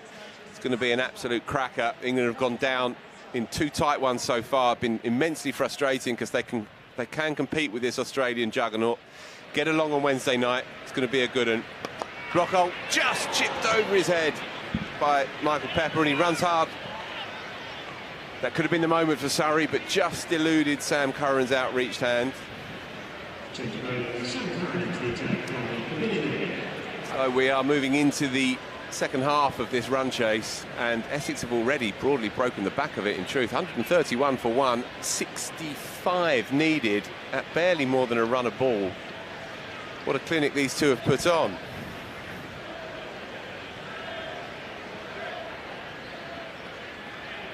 Just on the bounce. That could have been Lawrence's life. Just on the bounce it was to Laurie Evans there at backward point. Surrey will be mighty relieved that, ironically, Essex did them a favour on Friday night with their defeat against Middlesex, as we look at some of the highlights from Daniel Lawrence's latest impudent masterpiece. Any Lawrence innings is a highlight, really, whether he gets 50 or fewer. That's high in the air, that should be gone. Oh, I had nightmarish visions. Not everything's fine, but Moses Henriques and Rory Burns colliding all those years back. That should have been taken, should have been a better communication really between the two outfielders. It was Tom Curran and Gus Atkinson this time. Curran running back from 45. Atkinson coming in from deep backward square. It's landed perfectly between them. I mean, really perfectly, but whoosh. It was Gus Atkinson's catch coming in from deep square. Tom Curran, you can't fault the effort and the enthusiasm, but that was Gus Atkinson's to take. Yorker well bowled.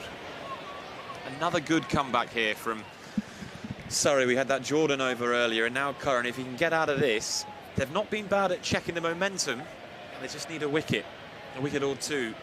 With Lawrence and Pepper there, and just 63 runs required, it's definitely Essex's game at the moment. Yeah, 2 or 3 quick ones, and then the jitters will definitely start to come into play, though. I think you're right, especially if they lose Dan Lawrence.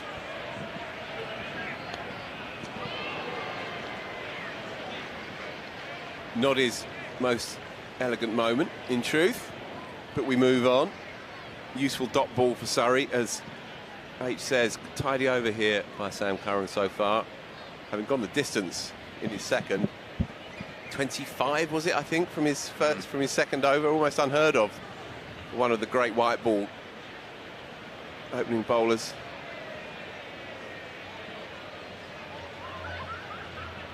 Player of the tournament, of course, in England's World Cup win.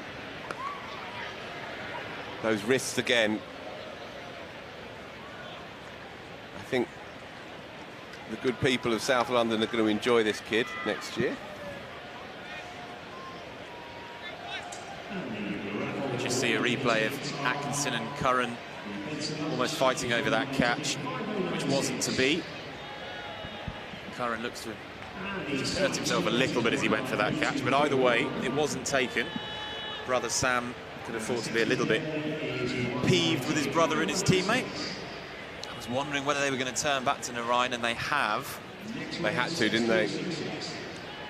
And that's the beauty of going hard on a bowler and it coming off, because now he returns, having gone for 20-odd. Oh. So Lawrence celebrates his 50 with perhaps the shot of the day. A picture book, imperious extra cover 6, holding the pose as if to say, just lock this in your mind, because you're going to see a lot more of it in the time to come. What an innings, what a player. Camera. 30 balls for his 52. 3 6s, 5 4s, make that 4 6s now. Oh, just on the bounce. It's his day, you feel. The ease with which he's hit that over cover. Just beautiful shot from Dan Lawrence. Dropped in the crowd, I should add. It's gone. This will be gone. He knows it. Easy as you like for Sam Curran. Come off the toe of the bat, but what an innings. Daniel Lawrence has charmed the birds from the trees this afternoon and given notice of what's to come. He's got the move that he was after, and he's just left a little calling card for the patrons of South London, and he has got Essex into a marvellous position to push on to take this game. They need 56 with 9 overs still to get them. They have Michael Pepper, who is young and raw, but very talented, on 74 at the other end. And another young, homegrown talent, Feroz Kushi, is coming in. Dan Lawrence may be the stylist, but this boy Kushi is worth watching as well, Bomb, I can guarantee that. And look, the equation looks like a walk in the park, but what's on the table for Essex is potentially huge. And that may yet play a part as we move down the pipe of this cricket match.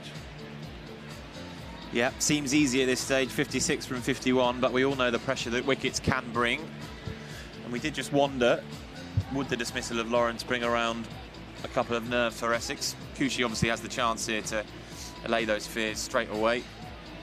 These two don't need to put on too many together to begin to feel very, very comfortable again. The Surrey players didn't even come together after that wicket, which gives a little bit of an indication where their mindset's at. But you never know. As we've seen over across the last 5 days, it's a funny old game. It's been feast or famine for Feroz Kouchi this year. He's made a couple of very good 60s that I've been lucky enough to see, and quite a few binary scores as well. Just a young player still making his way in the game. You won't have seen too many like Sunil Narine.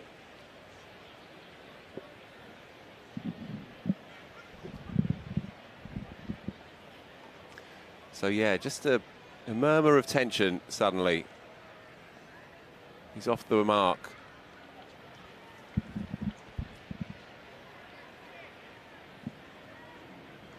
So just one delivery to go. Michael Pepper on strike, and the onus suddenly shifts to him. The senior man, Dan Lawrence, came, charmed us and went. Can Michael Pepper see it home for his team? 55 needed. Run rate is under 7. That's a doddle. 8 wickets in hand, but the pressure of the prize will be weighing heavy. Keeps the strike for the next over. 1-4-2 for 2. Essex doing it well.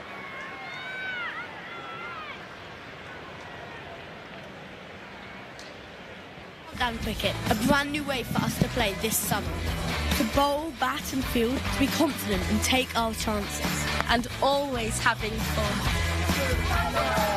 This is our game.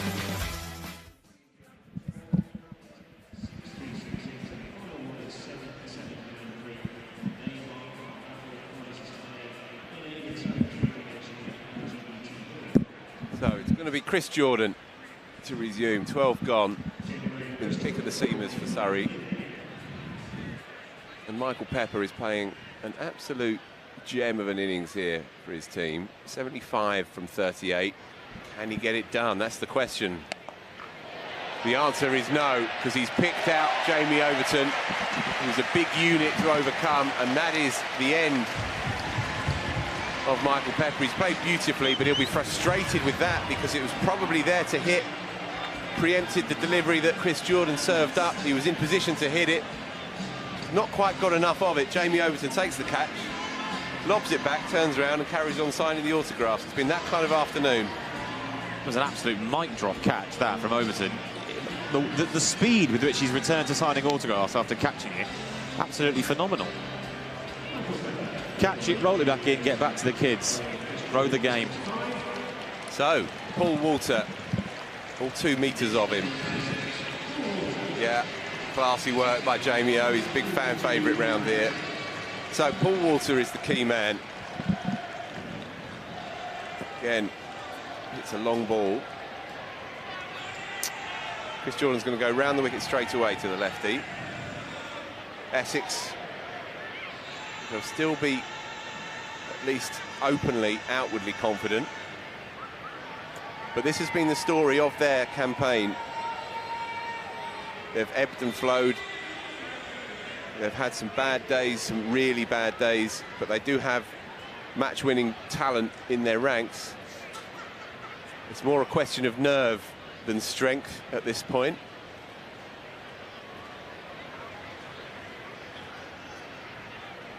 That'll be a wide. In fact, a no ball. That will be useful for Tall Paul to get himself going. There is as well the added dimension of run rate for Essex, with, as they look at nervously at other results going their way, if they can improve their net run rate, that will be beneficial for them as they seek to squeeze through to the quarter-finals. So with a couple of wickets in a row, they've got that on their mind as well. Very, very well bowled, considering it's a free hit. And he's got his pick of the Kia Oval, all 2 metres of him. Chris Jordan, slower ball bouncer. Walter tries to swing him to Stratton, and it's a dot ball.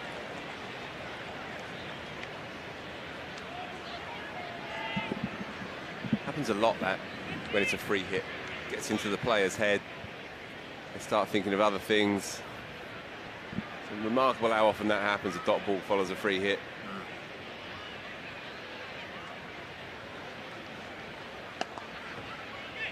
I'll tell you something I'd like to see, Phil, in the way that Adam Collins got the old 3rd umpire, 4th umpire checking front foot no balls by always talking about it on commentary. Free hits in Test match cricket. Oh, for front foot no balls. Why not? Heretic. Why not? Heretic. No. Give me a good reason why not. You know why. I don't.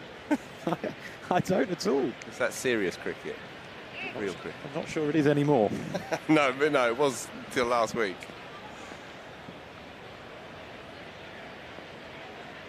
Feroz Kushi. Well bowled and well played. Timed that nicely. And it might run away for a couple. It does. Slight misfield at mid-on. And so usefully, Feroz Kushi scampers through for a couple. Well timed. Good signs for him as he gets going into his innings. So to come, Matt Critchley, who's had a good game, a good season rather, with the bat in all forms. Daniel Sams, explosive at number 7. Simon Harman, resourceful. Great game sense down the pipe. Shane Snater can hit it. Aaron Beard and Sam Cook, authentic tail-enders. Leg side wide. Thought it might have taken a thigh pad, but no. Bit of nip and pace in that from Chris Jordan. Still got it, hasn't he? He's absolutely as sharp and as much zip as he's ever had. He's almost got quicker last couple of years. What a Seems cricketer. to have. What a cricketer. Or refound a yard of pace, perhaps. Oh, pulls away. Still thinking about that Mondrian side screen. Surrey have just stemmed the flow, haven't they? And yep. We talked about a couple of quick wickets. As you said, just a sense of nerves. Essex need to get the job done, but the quicker they can get it done, the better. But another wicket now.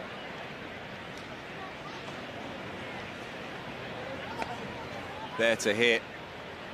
Maybe just took a tiny bit of pace off it, did Chris Jordan, but Feroz Kushi would have fancied getting something from that. Instead he just clothed it into the offside. So another dot ball. Again, we say it, on paper, it's a double. In the head, it's anything but.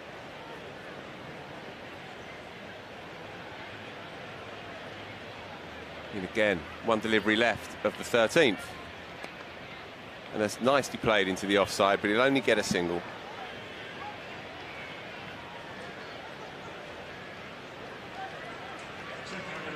Looks like it will be Narine again, but from this end. 47 needed off 42. Essex still the favourites at this stage, but as Phil has said, with the campaign they've had, and with their absolutely desperate need to win, and with a couple of quick wickets, he's got a little bit of work to do.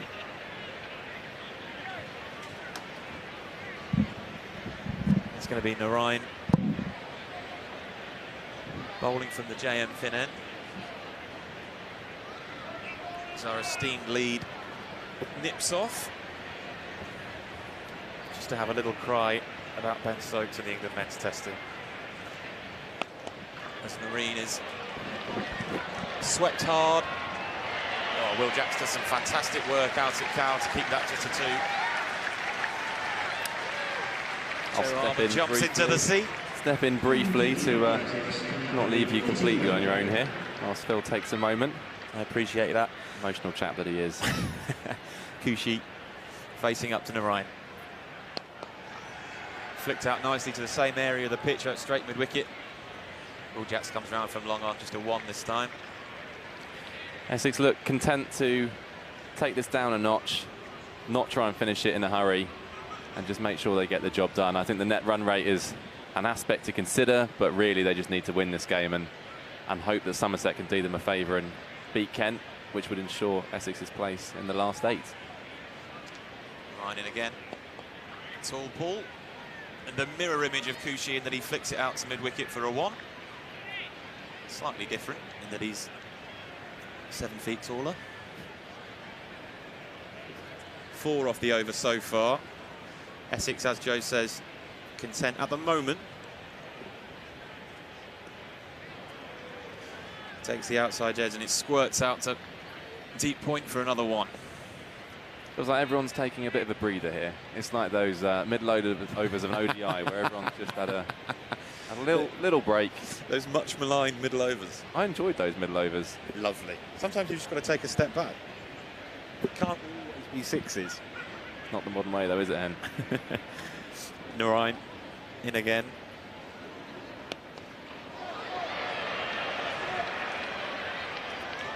Oh, Sam Curran does some great work out at long on. Big tall Paul.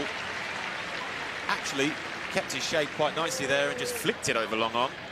Looked like it was heading for 4, but Sam Curran has done the business. Just 1, I think, in the end.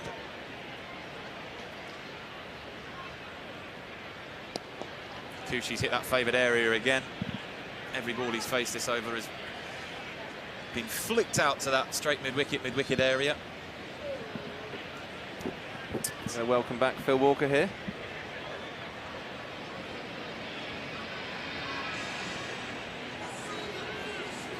The bomber did look at me as if to say, well, I was having so much fun. It's all yours. It's all yours, Chief, if you want it. Right, what do we have here, Joey Harman? What's the equation? So Essex require 40 to win, 36 balls remaining, 7 wickets in hand. It really should be a cakewalk from here. But we do know that they've lost, is it 4 in a row they've lost coming into this game? 4 on the spin. They've lost that habit. So Surrey will still think if they can nip out 1 or 2, those nerves might start to grow. Bang on the money from Gus Atkinson first up.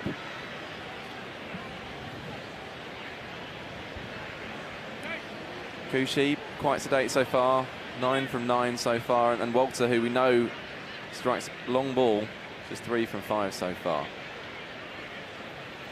Narine 1 for 36 from his 3 overs so far. He's not used to that kind of treatment in a T20 blast. Essex have played him really well. Do you think they've maybe seen what Tom Banton's done and taken something from that? Yeah, possibly. It's certainly an inviting boundary. He bowled from this end again on Friday from the JM Finn end, and so it is an inviting boundary for the reverse sweep. No more than 60-odd yards. Bouncer past the right ear of Paul Walter. Yeah, it makes sense, I think, because you can really release yourself. You can unfurl yourself at a reverse slap. It's not a reverse paddle or anything like that. It's deliberately played in front of square. And it's not a bad option. It's certainly a better option than going down the ground, albeit Michael Pepper did have a dart, got away with a couple. I say got away with a couple, he had one of them for 6, so it's a little bit harsh. But they have to try and figure out how to play him. He's a career economy rate of a run and ball, which is extraordinary. He's bowled it! Slower ball, well bowled, Gus Atkinson. Paul Walter's got to go. Essex they are just stumbling a wee bit here. 4 down suddenly. They still need 39 from 33. Really nicely bowled, Joe Harman. Lovely piece of bowling. He's come round the wicket, slower ball, and it's knocked back his middle stump. Middle leg stump. Bowled too early on the shot.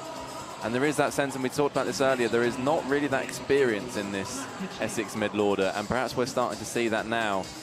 They don't quite look like they know how they want to get over the line here. Knocking it around a little bit, but then trying to play boundary strokes, which haven't necessarily been particularly wisely judged. We've got Matt Critchley in now, who struck 36, I think, off 18 balls the other day when he took his 5 first, so he comes in good form. It'll be interesting to see the way he approaches this, because it feels like they've got a bit stuck. Exactly that. Not Paul Walter's finest moment, in truth. He didn't need to try and overhit that. The punch down the ground is all that was required at this juncture, but that's the pressure for you. Leg side-ish. Dot ball. Surrey pulling this back. 4 balls into the over, just the 1 run so far, and of course that wicket. Atkinson's built up a head of steam here. Here in the communards over the PA, I mean, it just gets better and better out here at the Kia. Really good crowd still in as well. Yep. There's a good crowd in even for nothing round here. It's another good aggressive length at the batsman. Nothing to drive He's got the pace to do it. He can bang it in, and playing cross-back shots against Gus Atkinson, you require a really good eye, because he is quick through the air. Chris Jordan pulling deep third up into the ring, and then moving himself back to long off. Long off, long on now, both back. And both fielders behind square, 3 fielders behind square now in the ring. That's gorgeously played through the offside by Kushi. Come back for a couple. As I said, Joe, he is very easy on the eye, this young lad. I've seen a bit of him. He's very good to watch. It will be Matt Critchley on strike, and it will be Sunil Narine to bowl his final over. As you say, 3 for 36, 1 wicket to show for, exactly the same figures as well, incidentally, as Sam Curran. This, you feel like, is a crucial over in Essex's story. It does. I think it's a tough one to call, because even a maiden here doesn't really damage their chances, particularly in terms of the run rate. That would still keep them well in. Yeah, I mean, 36 to win off 30 at this stage. They just can't afford to lose another wicket. I think that's pretty sensible batting, really, just to drop it quietly into the offside and pick up what you can. This is a different role for Kushi as well, isn't it? Who's largely open so far in this competition. Yeah. Dropped down to the middle order, so he hasn't had a huge amount of experience at this stage of the innings. A young player, of course.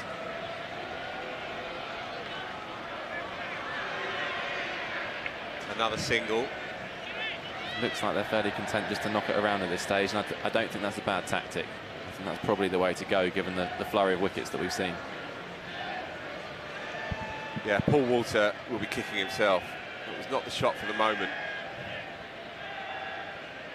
Oh! Beats him through the gap, just drifted, as he's so cannily able to do. Drifted and dipped and through the gap.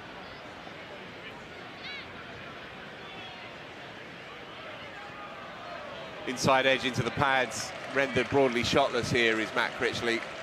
And this is the Narine we're used to, turning that screw.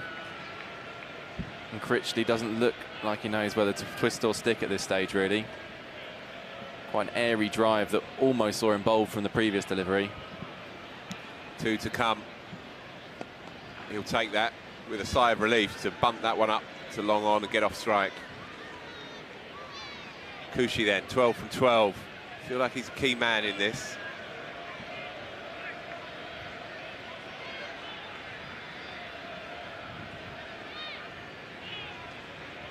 Final delivery of Sunil Narine's group stage. And he goes for it, and he gets a fair amount of it, and that does run away for a much-needed boundary for Feroz Kushi. Moves on to 16. Essex now just need 29 for what will be a potentially crucial victory.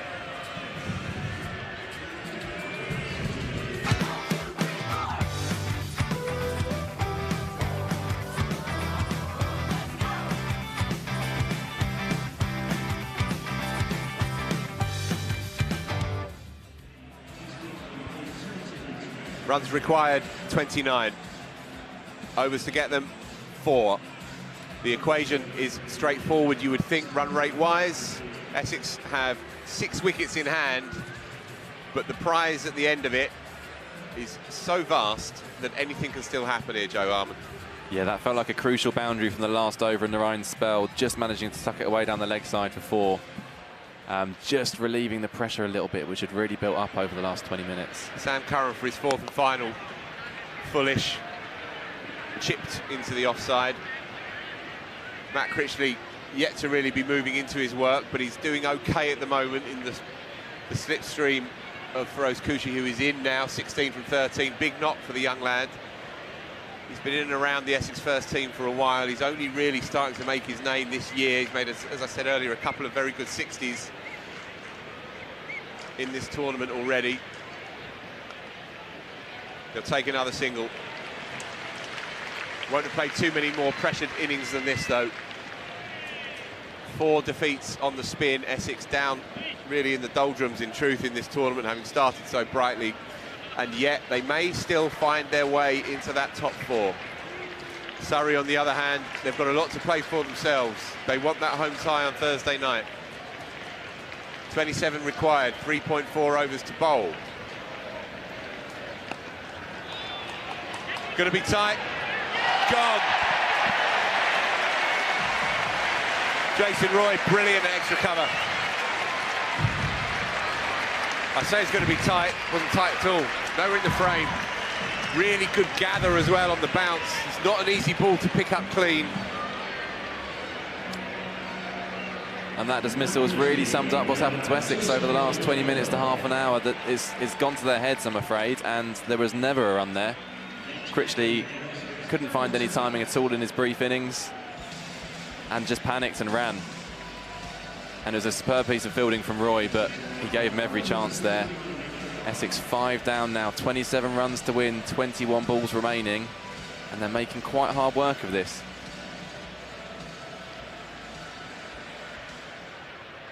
Daniel Sams, the new man. He is their finisher. Kushi looks in control as it stands, playing sensible cricket. 2 deliveries to go in Sam Curran's spell, and Daniel Sams will be eyeing up that leg side boundary. He hits a serious ball. Well, he tends to operate in boundaries, which is not what's required. Not what's required, but perhaps it is what's required, because Essex have got really bogged down here, and a couple of boundaries would really free them up. Sams has a wealth of experience at this level. It's well bowled, coming back on the arm through the gate. Fresh air shot. Back superbly, hasn't he? What, 25 off his second over, and yet he's gone for 39 across 3.5. So that third over really got Essex going, but Surrey have somehow clawed their way back into a game which really they have no right to still be in, given that partnership between Michael Pepper and Dan Lawrence. Absolutely bang on by Joe Harman. Here we go then, final delivery of his spell.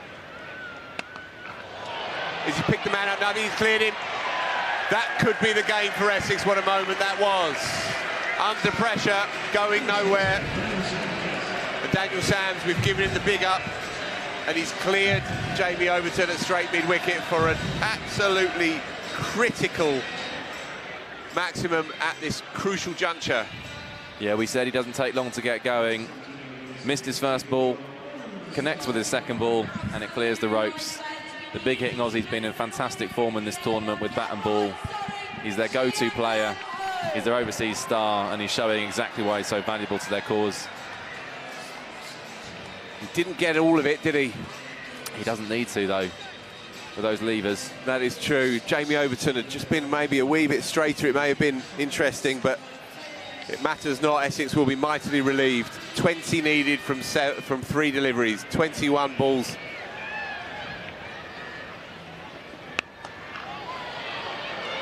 Into the gap, that'll be 2 more. 18 from 17.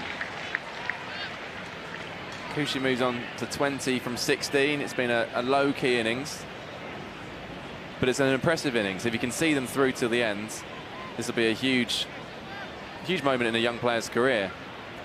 Still trying to solidify his place in the side, but he's played with real maturity here. That he has so far. Good again. Very sensible stuff. Now what of Sams? Is he going to go after his compatriot? Is he going to throw the kitchen sink at Abbott? Or having got that 6, will he play within himself? Just the 17 needed from 16. I think he'll have a go. Do you? That's his way. Well, fortune favours and all of that, but the smart play is just to drop it into the onside for me. Oh, Joey Harman. Daniel Sams has to go. That is one of the more ordinary pieces of strategic thinking you'll ever see. Essex suddenly 6 down. They still need 17.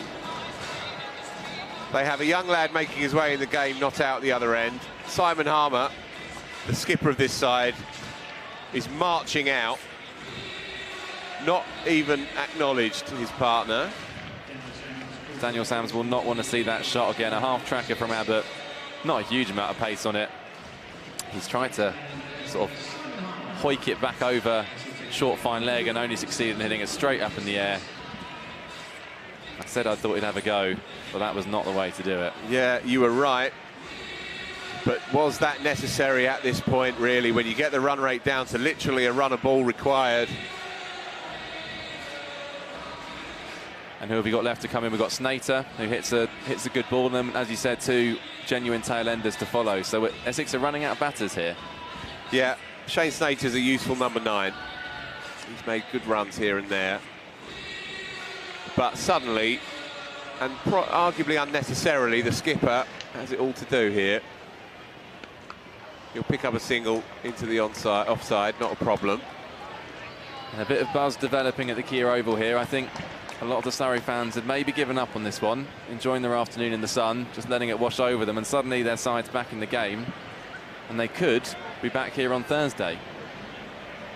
Essex needing 16 from 14. It still should be well within their grasp, but they're playing some odd cricket over the last half hour.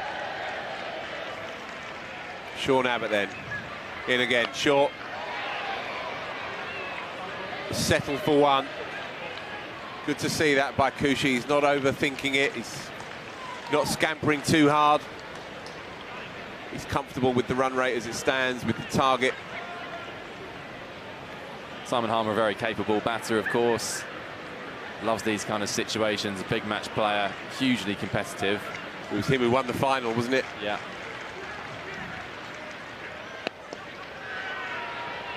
And that's okay for Essex, you would say. So, 12 deliveries still to bowl in this cricket match. Essex need just 14. It's far from done, and it's going to be, I think, Chris Jordan to bowl the all-important penultimate over. He's been the pick of the seamers for me today. And as ever, the skipper, he just wants to direct this game in Surrey's favour. He's been very present throughout this campaign. He's saying what an honour it was to be asked to skipper this one-day side. And he's doing it with great conviction. I've seen him crankier than ever when things haven't worked out for him. Normally, it's cool as they come, Chris Jordan, but he's not afraid to show it. That will probably do, all things considered, to get the key man, the in man, the top order batter in Feroz Kushi back on strike. He's on 22. He's done it pretty well so far. Yeah, playing sensibly. It's good that the Blaster's getting a finish like this today as well. It's a bit of a shame with the scheduling to clash with an Ashes test, but that's over. Attention will be drifting towards the Blast and seeing which exciting games are still going, and we've got one here at the Kia Oval now. And tonight as well, of course, Somerset v Kent, big one. Dot ball. You can see the look on Chris Jordan's face. He's fully invested in this. Surrey have lost 3 and 4, don't forget.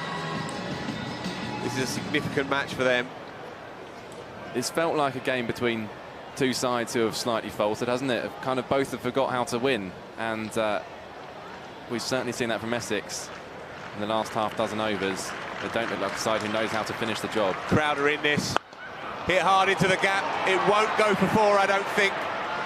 Cut off by, I think that is Jason Roy out there.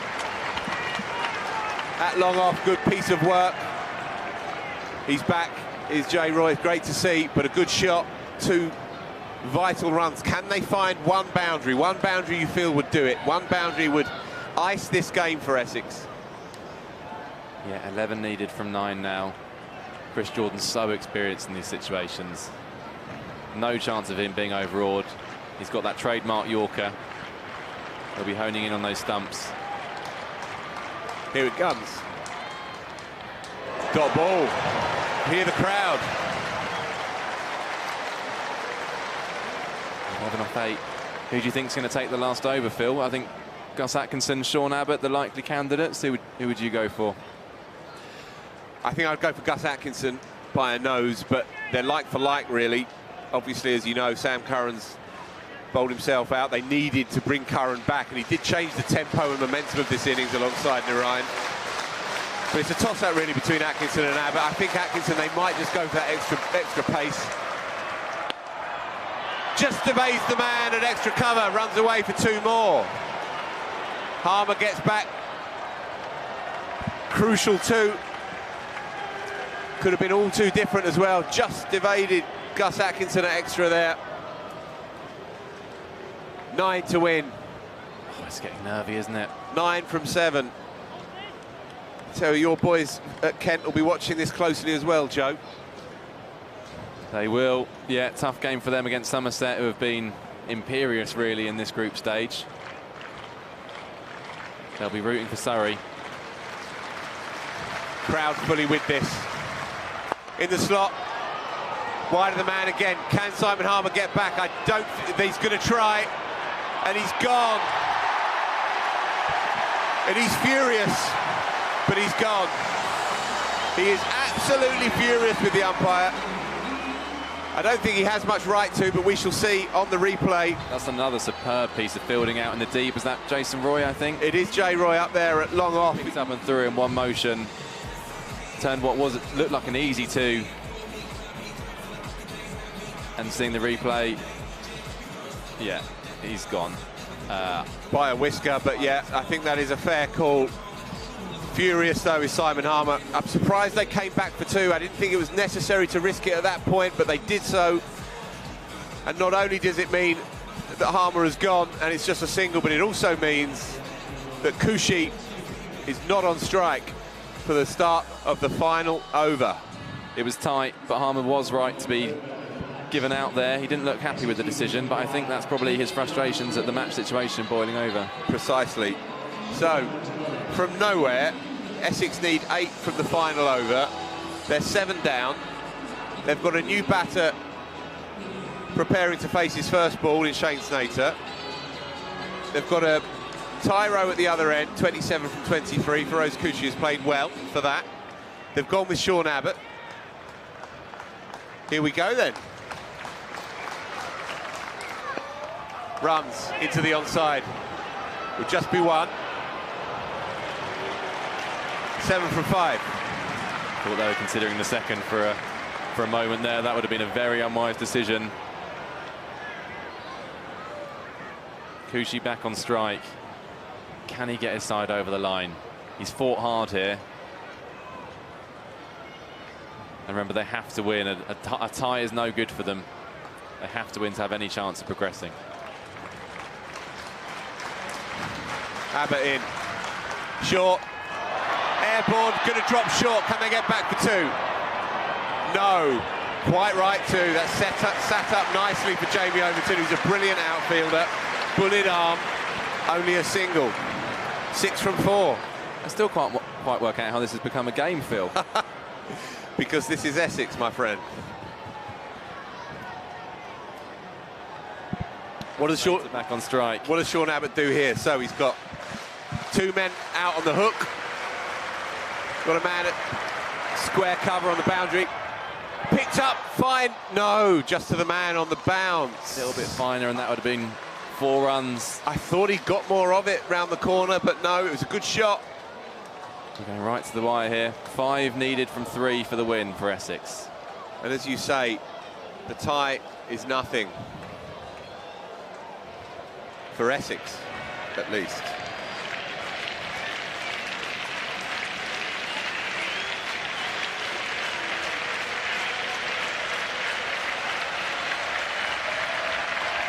In the slot, hit hard, but straight to the man, just the single. 4 from 2.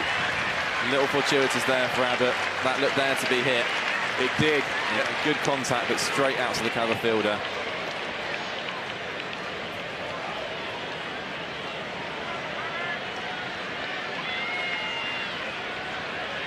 So, a tie is no good for Surrey either, of course. Hampshire having won already. Hampshire have won. They're already on 18 points. In the slot, hit hard, but straight to the man. And he holds on to it. Laurie Evans chooses to hold, probably the right move. It would have been potential overthrows. Coochie, over to you. 3 needed from 1 ball to book Essex a place in the quarterfinals.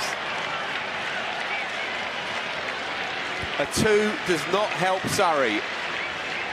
A tie is a disaster here for both sides. And it's got to be a boundary, hasn't it? I can't see them getting a 3 with the field spread like this. He's got to find the boundary. Where's his option?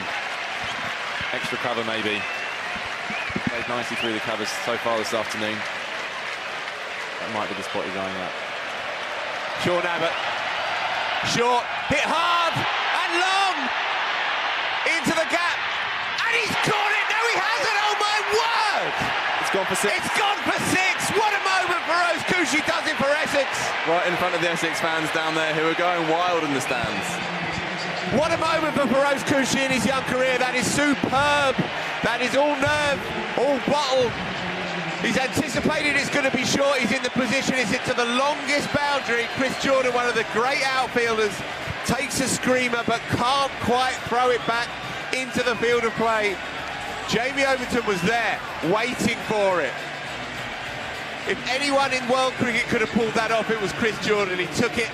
He had no right to take it, but he was already veering off the strip. He's so close to putting that off, Chris Jordan. If anyone can, it would be him. The momentum just took him too far. He couldn't get the force to throw it back into the field of play, with Jamie Overton waiting there with his bucket hands for the ball that never arrived. Brilliant stuff by Chris Jordan, but all in vain in the end. Having got there, you fancy, look, it's remarkably harsh to suggest that, but he will be saying to himself, if I'm there, I'm managing to jackrabbit that ball back over my shoulder for Jamie O to at least have a puncher's chance to pick it up.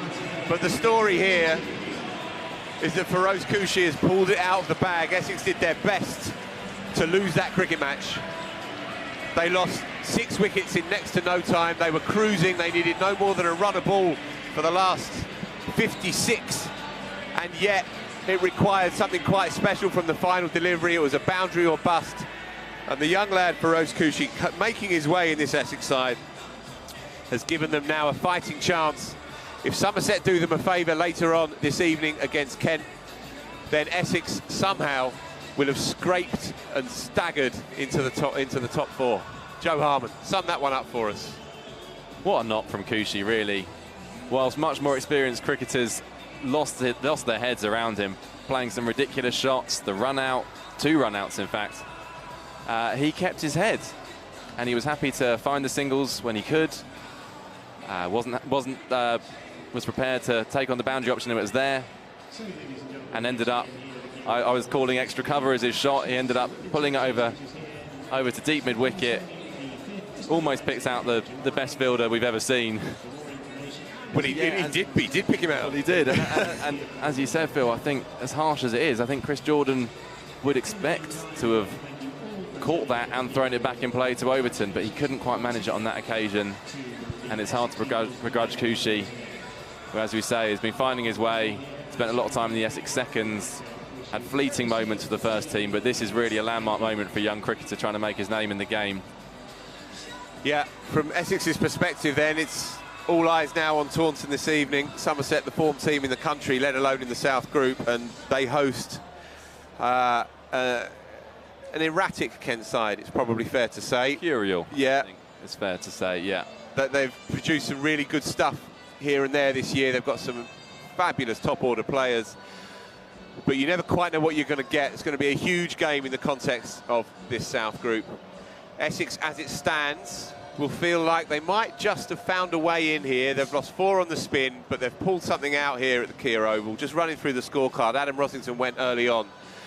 Clothed one up in the air, it wasn't his day. He went for a blob. Dan Lawrence and then Michael Pepper together put on 140 in 11.1 overs, Joe. And at that point, the game looked dead and buried. Essex were well on their way. But somehow, Surrey clawed their way back in, and then Essex took it again at the death. What a game.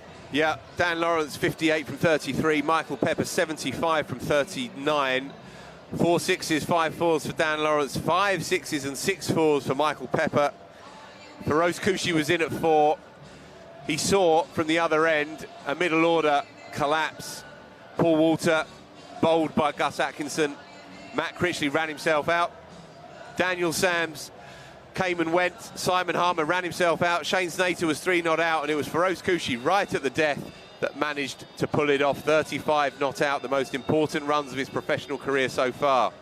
Betty, are you there? I am there, guys. What about that? Thank you so much to Phil and Joe then. What a finish. Essex, really good start to that second innings. Surrey managed to reel them in, but in the end, it was Essex that got it over the line at the very end there. Hen, you've come up and you've joined me on the balcony from the commentary booth.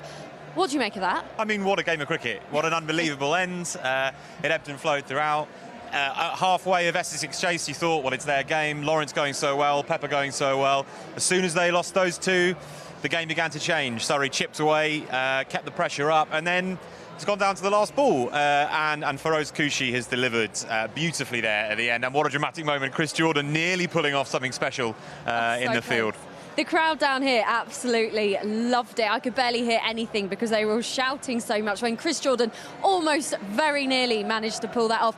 Talk to me about Feroz Kouchi then and his sort of career, because this is a massive moment for such a young player. It is. I mean, he's a prodigiously talented young batter for Essex. He's come through the ranks there.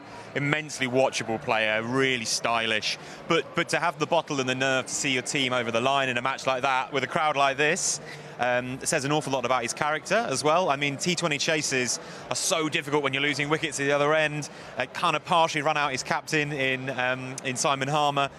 So to kind of add the grit to his clear talent, and what a moment for him. He'll remember that for a very, very long time. Yeah, mentally that must have been so hard to kind of get yourself into that zone to be able to pull that off, right? Totally. I mean, because it becomes all on him, you know.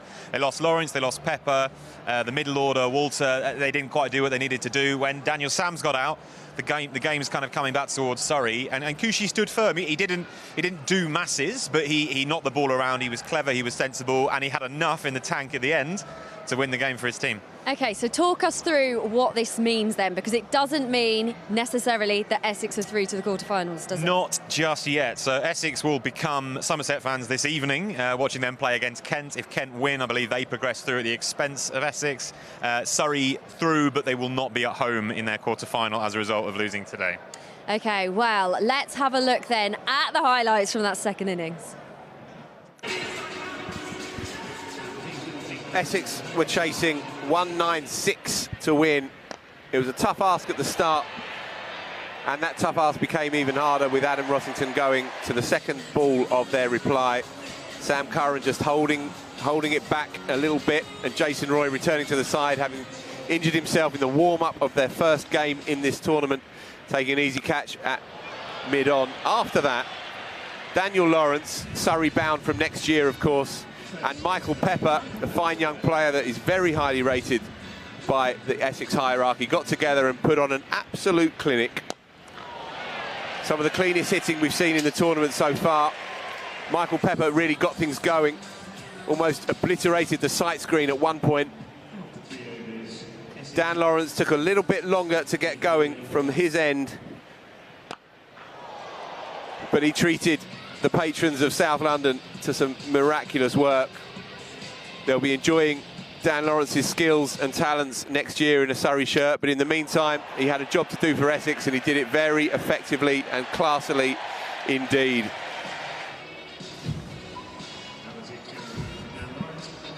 They put on in all 140 in just 11.3 overs. It was spectacular. They shared 9 sixes and 11 boundary fours between them. Michael Pepper brought up his 50 and then moved serenely on through the gears, finally perishing for 75. Some of the cleanest hitting we've seen. And it was an important knock, not just for the individual, but in the context of Essex's season. They'd lost 4 coming in here, 4 on the spin. They desperately needed a win to keep themselves alive in this tournament.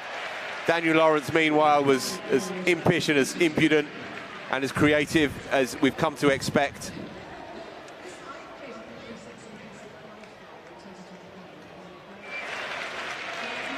Lawrence's 50 yet again just came up in just 29 deliveries. And that extra cover 6 from the bowling of the great Sunil Narine, perhaps the shot of the day. At one point it looked like Essex were absolutely cruising. Not a care in the world. Lawrence, having broken the back of the run chase on 58, skewed Narine up to Sam Curran. Essex were on 140 in the 12th at that point. But there is a soft underbelly in Essex's middle order in this tournament so far, and it was rather exposed as the pressure got to them. Michael Pepper went for 75. No blame attached to him. It was an excellent knock that really got Essex into the ascendancy. Chris Jordan, who's probably the pick of Surrey's bowlers, picked up his first and only wicket. Jamie Overton doing the business at deep mid-wicket. Paul Walter, an injudicious shot in truth to give Gus Atkinson his only wicket. Walter went for 3 from 7, and at this point Essex was just starting to wobble. The pressure of the occasion and what was at stake, the chance of a top 4 finish in a quarter-final, weighed heavily on their middle order, and Matt Critchley, rather panicked, ran himself out for 4 from 8 deliveries. Jason Roy, who was excellent in the field on his return, affecting 2 run-outs and a couple of catches.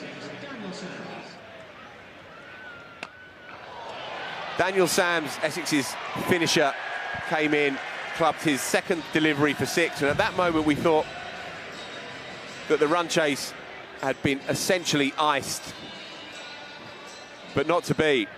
From the very next delivery that Daniel Sams faced,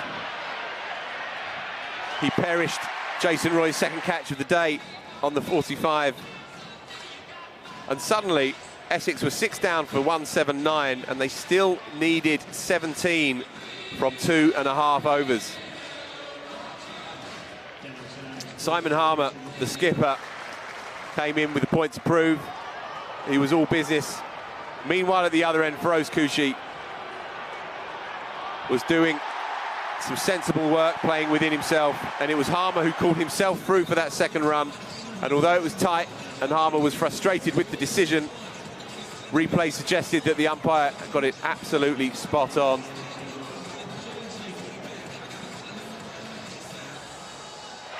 Essex were really wobbling at this point. 188 for 7. But this was the moment. Final delivery, 3 needed. A boundary 4 was going to be the only answer. Feroz Kushi climbs into the short one. The longest boundary here at the Kia Oval. And Chris Jordan's magnificent effort and athleticism couldn't quite deliver. The flick back over the shoulder landed outside the perimeter, and Jamie Overton, who was waiting for that return catch, could only see the ball land on the floor. Surrey will wait to find out who they play, but they will be packing their bags and travelling away. Essex live to fight another day.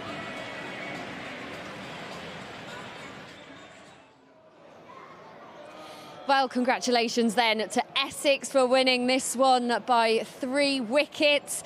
Feroz Kushi hitting that 6 off the final ball. What an ending here at the Oval. It means Essex have kept their hopes alive. Of course, if Kent lose to Somerset tonight, then Essex will be through to the quarter-finals. Surrey are in the quarter-finals, but there's no home quarter-finals. They will play Friday night under the lights at Old Trafford. But that's all we've got time for here. Thank you so much for joining us wherever you are in the world. It's goodbye for now.